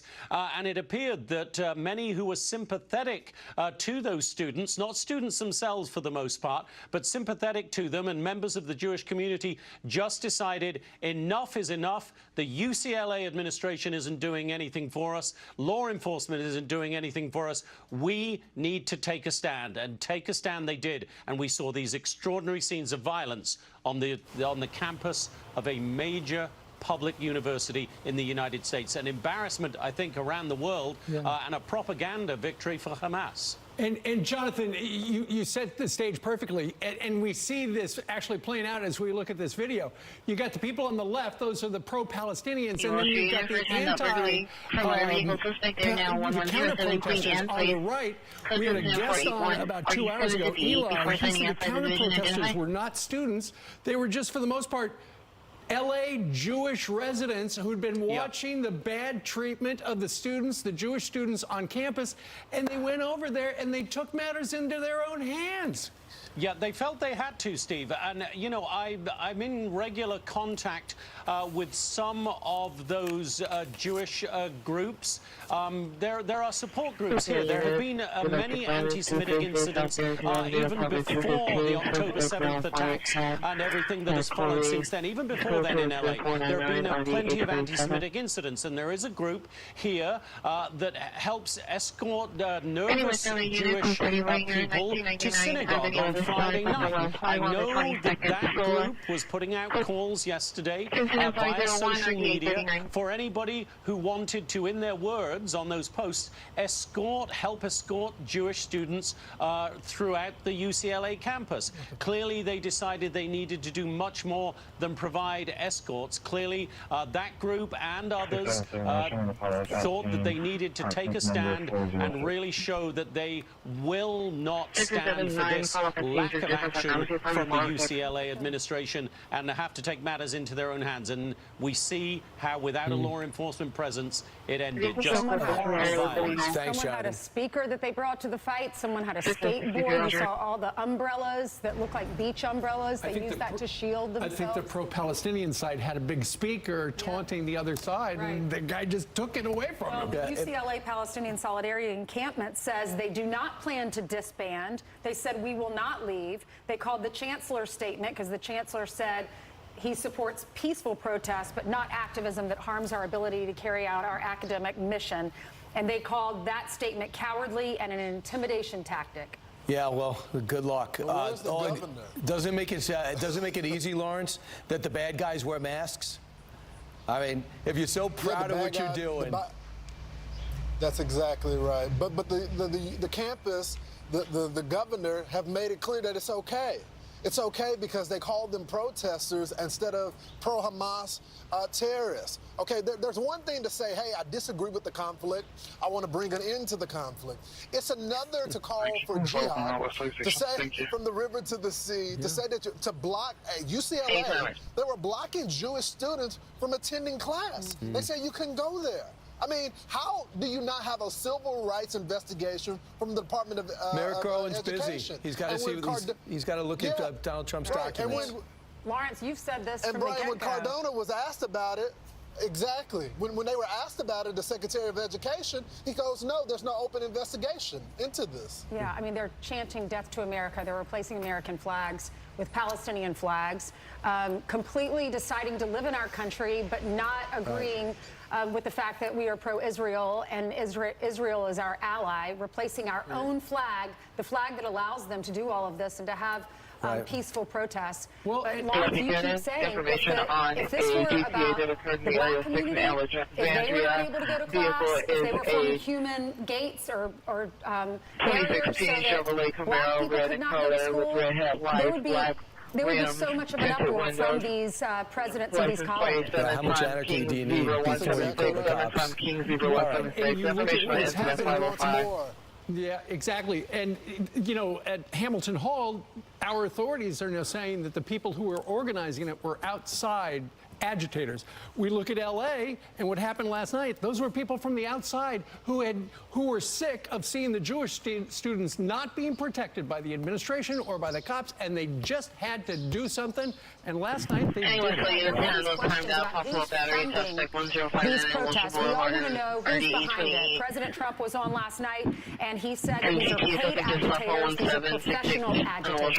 That's why we should go to William Wajaness, who did research on this. He's live from the UCLA campus. William, you unwound the money behind this movement. You're right, and there's going to be no shortage of network of liberal foundations that are funding the Students for Justice for Palestine, the U.S. Committee for Palestine. I think from George Soros and the Rockefeller brothers is about $700,000 in the last 3 years given to these pro-Palestinian groups, and then the money disappears. It's very difficult to track.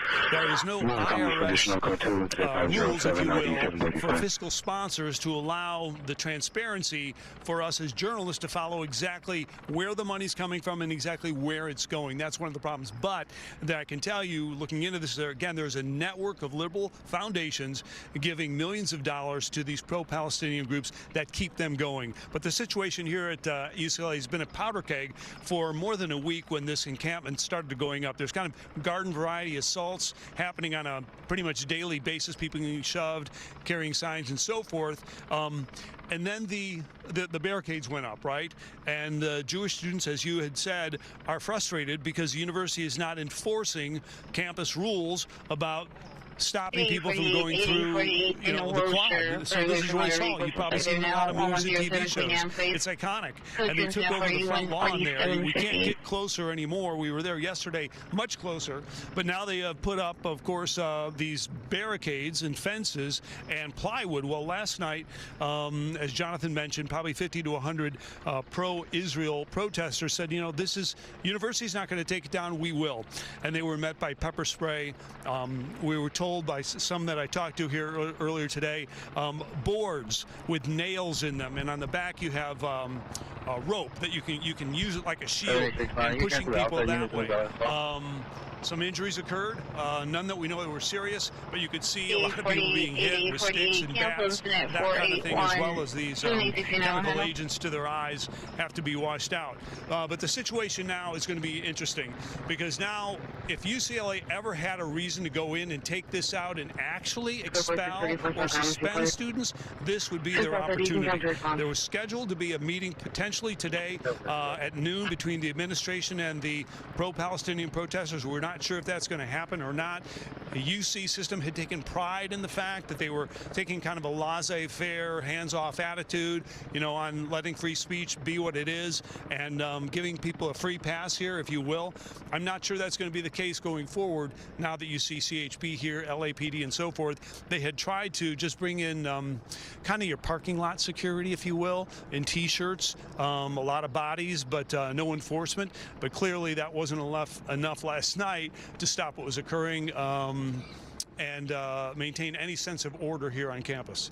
Back to you guys. Right, and we did hear earlier from the correspondent out there from the local affiliate, William, that apparently the campus cops, they were overwhelmed and they retreated, and that's why the cops came in, but they haven't done anything. But as you look at the outside groups and question the funding, you know, we heard here in New York, the people leading the Columbia protests and whatnot and took over the building were outside agitators. But, you know, they were invited in by the students, and then they were allowed to stay on campus by the administration. So this is a mess they made.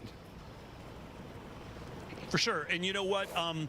You know, about 46 out of the top 50 universities have had anti-Israel protests in the last 2 weeks, right? And as I looked at that list last night, and about 150 arrests nationwide, about half of those were not students at all, but outsiders.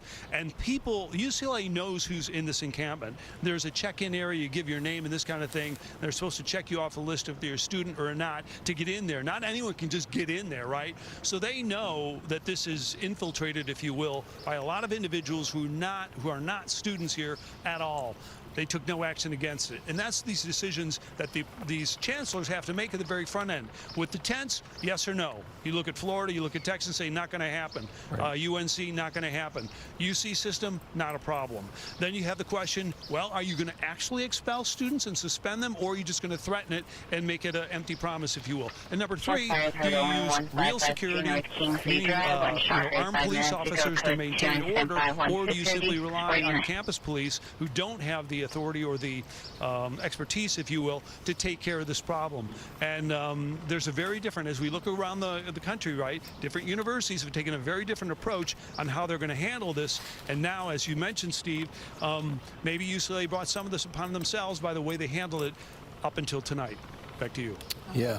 It's amazing, too. Thanks, William. It's amazing, too, how many international students, out of the 34,000 at Columbia, 19,000 are international students. And if you're an international student and you are protesting on campus, you should be tossed right out. We've got 1 million international students in this country, and it's a huge increase of 14% in 1 year. Well, Brian, the president wants to invite more. I mean, there's a secret plan going on with the White House to invite more refugees, despite Lebanon saying no, no thanks, Egypt saying no thanks, Jordan saying no, no thanks, but the U.S. has to take it. He has no control of this contract. There's been no plan to address the radical elements that are on campus, but you want a secret plan to invite more refugees to the country. Yeah, makes no sense. Keep writing checks. The president's talked about he's considering a plan to invite Palestinians to come live in America so they can have safe harbor. On your campus where you are right now, Lawrence, that was an unbelievable scene last night. We've been asking, where are the police? Why isn't the president calling in the police? Finally, last night around 9 o'clock, that huge tank, basically, it was a police tank, big, huge vehicle, rolls down the street right next to Columbia's campus. They pull right up to Hamilton Hall. They lift that, they hoist that ramp Staircase. up to the, exactly up to that window, almost like a fire ladder, right up to the window, and they all crawl through the window with their tactical gear on, and they go in and they grab those individuals and put them on the buses. You can see through the windows of the buses. Those people who were protesting, they're yelling at the cameras and yelling things while they're on the bus. They were all arrested, charged with burglary of the third degree, criminal mischief, trespassing, and disorderly conduct. What is it like now there, Lawrence? Is it calm? Yeah, it's peaceful right now, but if you can look behind me, more NYPD have arrived on the scene. But one thing that we heard from the protesters that they were being arrested yesterday, and some of the reporters were talking with them, is that they knew that they were going to be back on the street within hours. So the question is, does Alvin Bragg take a moment from his prosecution to support the president to find real charges on these people, considering most of the people in that building held 3 people hostage in there for a period of time? What type of charges are going to be brought against these people? Andy McCarthy said, third degree. He says that a third-degree burglary, and he said they're not going to do any jail time. Nope. Zero. They're already on the street and probably heading your way. Speaking of your way, I do believe CB Cotton, our correspondent, is on the ground not too far from where you are. All right, CB, I see broken glass behind you. Hi, Steve. Yeah, there's a lot of damage that remains in this area after last night's chaos. Signs of it are everywhere. I'm going to show you guys this really quickly. I've got 2 paper flyers here. This cardboard one, it says, "Disclose, divest. We will not stop. We will not rest." A pretty common chant that we heard over the last 2 weeks. And then, as you mentioned, I'm going to draw your attention here. You can see the glass paneling at this bus stop has been completely smashed. You know, the city is going to have to foot the bill for this. And Columbia University also has some damage to contend with now. Columbia President Munish Shafiq authorized the NYPD to come in last night, a spokesperson saying in part, quote, "After the university learned overnight that Hamilton Hall had been occupied." So the university released a statement talking about this, and there's a lot more to come. We'll be out here on scene monitoring. Back over to you. All right, CB, you're right in the eye of the storm. You were there from day one. You're going to need PTSD after some PTSD therapy after this. All right, Lawrence, you are back sitting there. You have a special guest. 2. Yeah, Brian, we got some students here that have been right in the epicenter of this. Let's bring Alicia Baker, as well as Drake Harding-Paul. He's an Army veteran, as well as student as well. Drake, I'll start with you. As a veteran, as a student, seeing what's taking place on your campus, what goes through your mind? Well, I think I'm pretty concerned. I think the response last night is long overdue. And I think the administration really has no plans for veterans. As far as I've sent multiple emails and have just really got nothing back in return. As well as, I know that there's multiple student groups on campus who just feel generally unsafe. And them blocking us yesterday on campus, it kind of seems like ineffective. Like they really had no plan from the beginning. Yes. Alicia, let's bring you in. You're just a student. This has to be heartbreaking for you to have folks that say you're not welcome here on the campus. Yeah, I mean, again, we've been calling this out for 6.5 months at this point, right? We know what their intentions are, and I think what you said earlier is very important. This is not a pro-Palestinian mob. This is a pro-Hamas mob. They are for a prolonged state of war, and that, they're unfurling banners that call for intifada inside our campus. And by the way, as a Jewish student yesterday, I couldn't access libraries, I couldn't access the kosher dining hall. Right? Because everything was locked down. When you hear intifada, what does that mean to you? The truth is, what it means to me is what I know. Israelis being killed at the hands of Palestinian terrorists between 2000 and 2005. And, my parents were in Israel during that time while my mom was pregnant with me. They left just a week before the Hebrew University cafeteria was bombed, right after they had finished their Hebrew University degrees, right? This is very personal for me. I feel lucky that I'm here. So important. As an Army veteran, seeing them replace the American flag with Hamas flag, with Palestinian flag, is that okay? No, it's definitely not okay. I think there's been a lot of sacrifice that's gone into, even for me to even be here. And my journey here was not simple. It wasn't overnight. I come from a Native American reservation, and just to see what's been going on campus, it's kind of just disgraceful. Yeah. I think for me, it's been such a long time coming, especially coming from my background, especially as a Native American, B, and an Army veteran. It's like why is this happening on campus? It should not be. And there's no response. No response. You're exactly right. Hopefully, the president of the university changes course now that NYPD has some calm. Gentlemen, thanks so much for joining the program. Guys, it is calm right now, but when the protesters get out of jail, this is why you got NYPD that are staged right in front of the entrance. Let's see what happens today. Do you have to have an ID to get back on campus? Because yesterday it was only kids who lived in the dorms. Yes, Steve, that's what they say. The problem they've had is students passing their IDs to the protesters. So can they get a handle on that?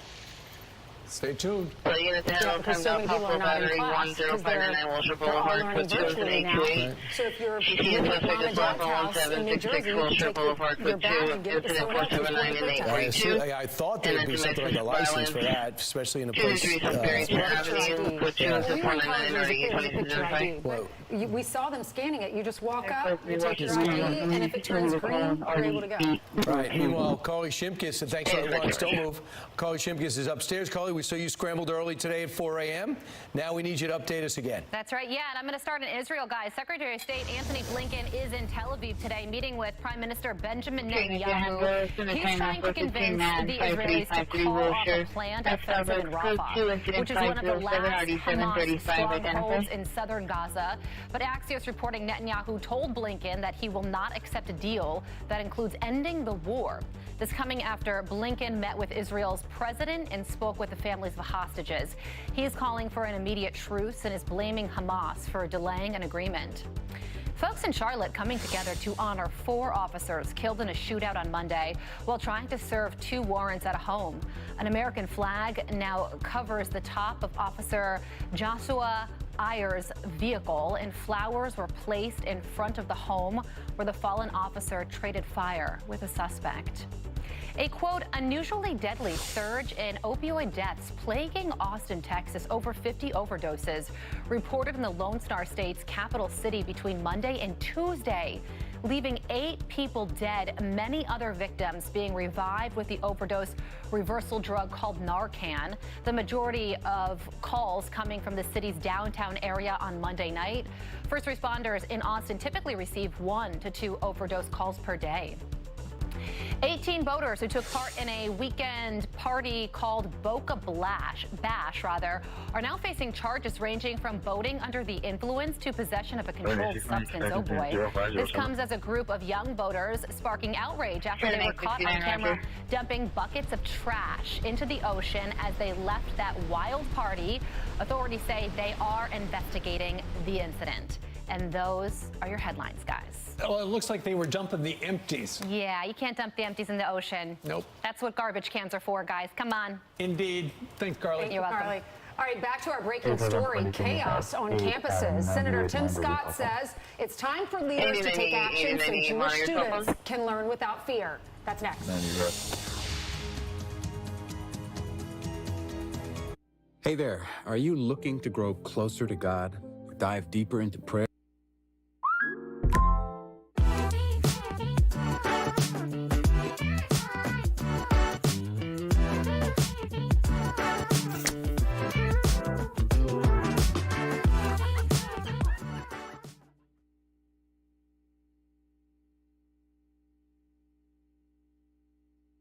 It is time for the GOAT. Strap in, because Skip is back.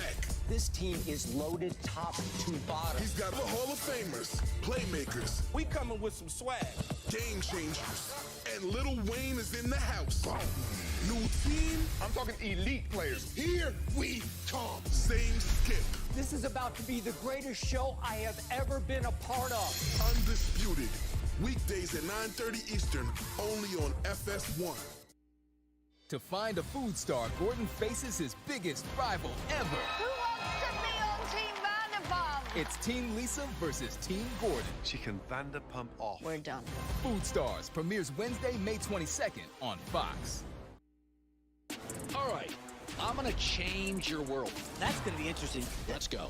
I love to root for great. Yeah. I want to watch history. Ooh. You want to root for the underdog? Good luck with that.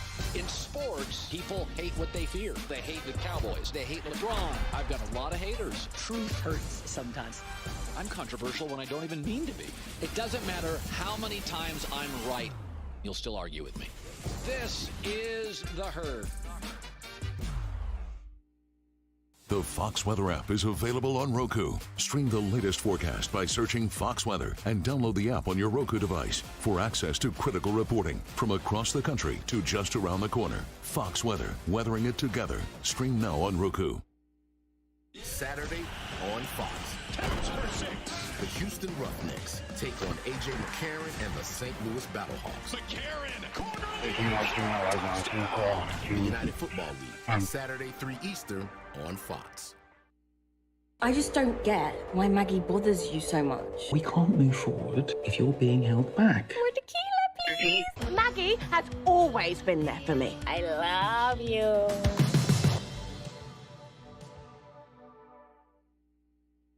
It is official. First things first is a hit. The reviews are in. First Things First is a mix of analysis, tremendous chemistry, and total ridiculousness. Nick, Brew, and Wiles are the MVPs of sports talk. I'm Mahomes, you're Kelsey, and you're Andy Reid. I don't want to be Mahomes, or at least Kelsey. Yeah, I think I'm more Mahomes. You can show me code 6 on 0423. 3 Eastern on FS1. Maggie, we should do something. Like we should go somewhere. IKEA. She'd fall apart without you. It's called friendship. Maybe I've got schizophrenia. Eddie, I am seeing things that aren't there. God, it's that demon child again. My advice, go and see your doctor. Hallucinations aren't exclusive to schizophrenia. Why are you here? We love blood. Well, I love sanity.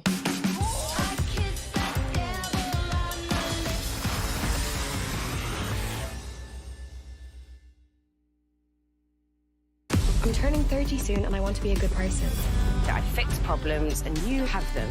You're a nightmare. But you love me! But I love you.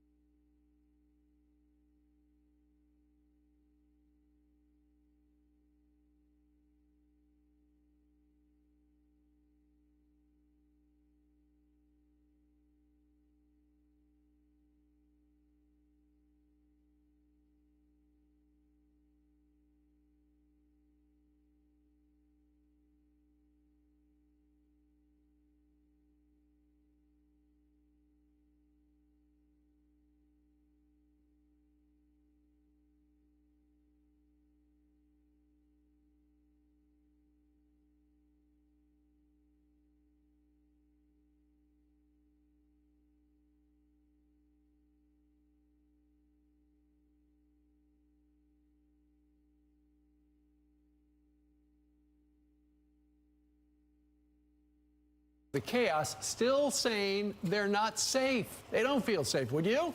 This is lawmakers demand accountability from their school leadership. Joining us now, South Carolina Senator and former presidential candidate Tim Scott. Good morning to you, Senator.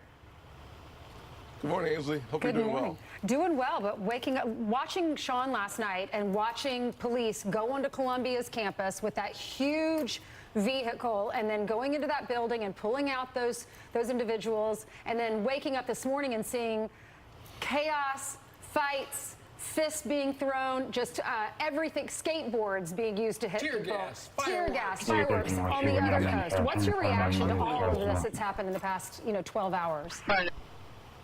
Well, it's obvious that the adults are not running the colleges and universities in our country. We should say to every single president of any college or university in America that your federal funding is a privilege, not a right. We should say to every international student, a visa to our country is not a right, it is a privilege. And for every single student who is on campus saying death to America or saying genocide to our Jewish friends, they should be expelled from our country. Their visa should be revoked, because what is a right is for every student, every Jewish student, to go to class or study in a library in peace and safety.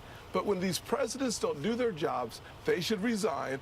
And frankly, if it continues, we should revoke their federal funding, because it's our responsibility to stand in the gap.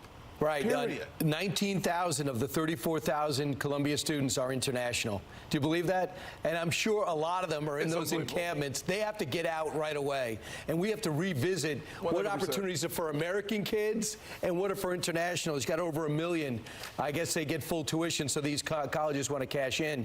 Can we talk about the president campaign? Yep. Can we talk about the president's got a campaign today? He's got a day off from court. He's going to be heading over to Michigan and the Midwest. He's got a 3-point lead in the latest Fox News poll. He's in the process of dismantling the blue wall again. What does he have to do to pull that off, being that he's in a dead heat in Wisconsin? Well, there's no doubt when you watch the president campaign on his one day from court in Michigan and Wisconsin, he just needs to continue to do what he's doing. He's talking about America's future. He's talking about making sure that every single American gets to live their version of the American dream. He's talking about the fact that the liberal elite and the Democrats are coming after him because he's standing in the gap for everyday patriots. There's no better contrast between Dearborn, Michigan, and the rest of the state, where you see the patriot lovers coming out for Donald Trump, and then you have the oppressors, the Injustice League, standing in solidarity behind Joe Biden, and anti-Semites and sympathizers are rallying around Democrats. There is no doubt that the party of Lincoln, the party of Reagan, and the party of Trump were standing in solidarity for who we are as Americans. I love President Trump, love his passion, but he is wired for what we're going through right now. Well, Senator, wherever I go, people who are supportive of Donald Trump say, I wish that Tim Scott was the vice president pick. I know you've heard that a million times. I'm sure your ears have been ringing. Have they started to vet you? Have they reached out and said, hey, would you be interested in that? I've had no conversations with the Trump organization about vetting. I've had no conversations about what's next. But what I can tell you is, as a poor kid growing up in the Deep South who has achieved the American dream, I want to make sure that I fight every single day so that America continues to afford poor kids in rural Iowa or poor kids in inner city Chicago the same benefits. If you work hard, you get lucky. That's America. We don't fix the outcome, but we guarantee a fair playing field. Senator, I did your background check. You passed. All right? So don't worry about that. All right? And Ainsley and Steve back us up on that. You're not going to find anything but good stuff. It's true. Thank you, sir. God bless you, Senator Scott. Love your heart for the Lord. Thank you so much. All right, saving old glory. UNC students and officials rallying to restore the Stars and Stripes after anti-Israel protesters replaced it with the Palestinian flag. Will and Pete, straight ahead, off the grid. I try to put my arm around any vet that I can, absolutely. At New Day USA, that's what we're doing.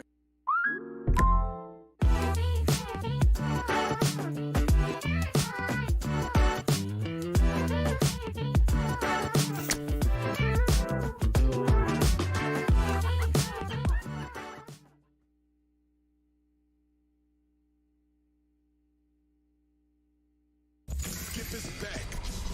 He's got the Hall of Famers, playmakers. We coming with some swag. Game changers. And Lil Wayne is in the house. Undisputed. Weekdays at 9:30 Eastern, only on FS1. I'm turning 30 soon and I want to be a good person. I fix problems and you have them. You're a nightmare. But you love me! But I love you.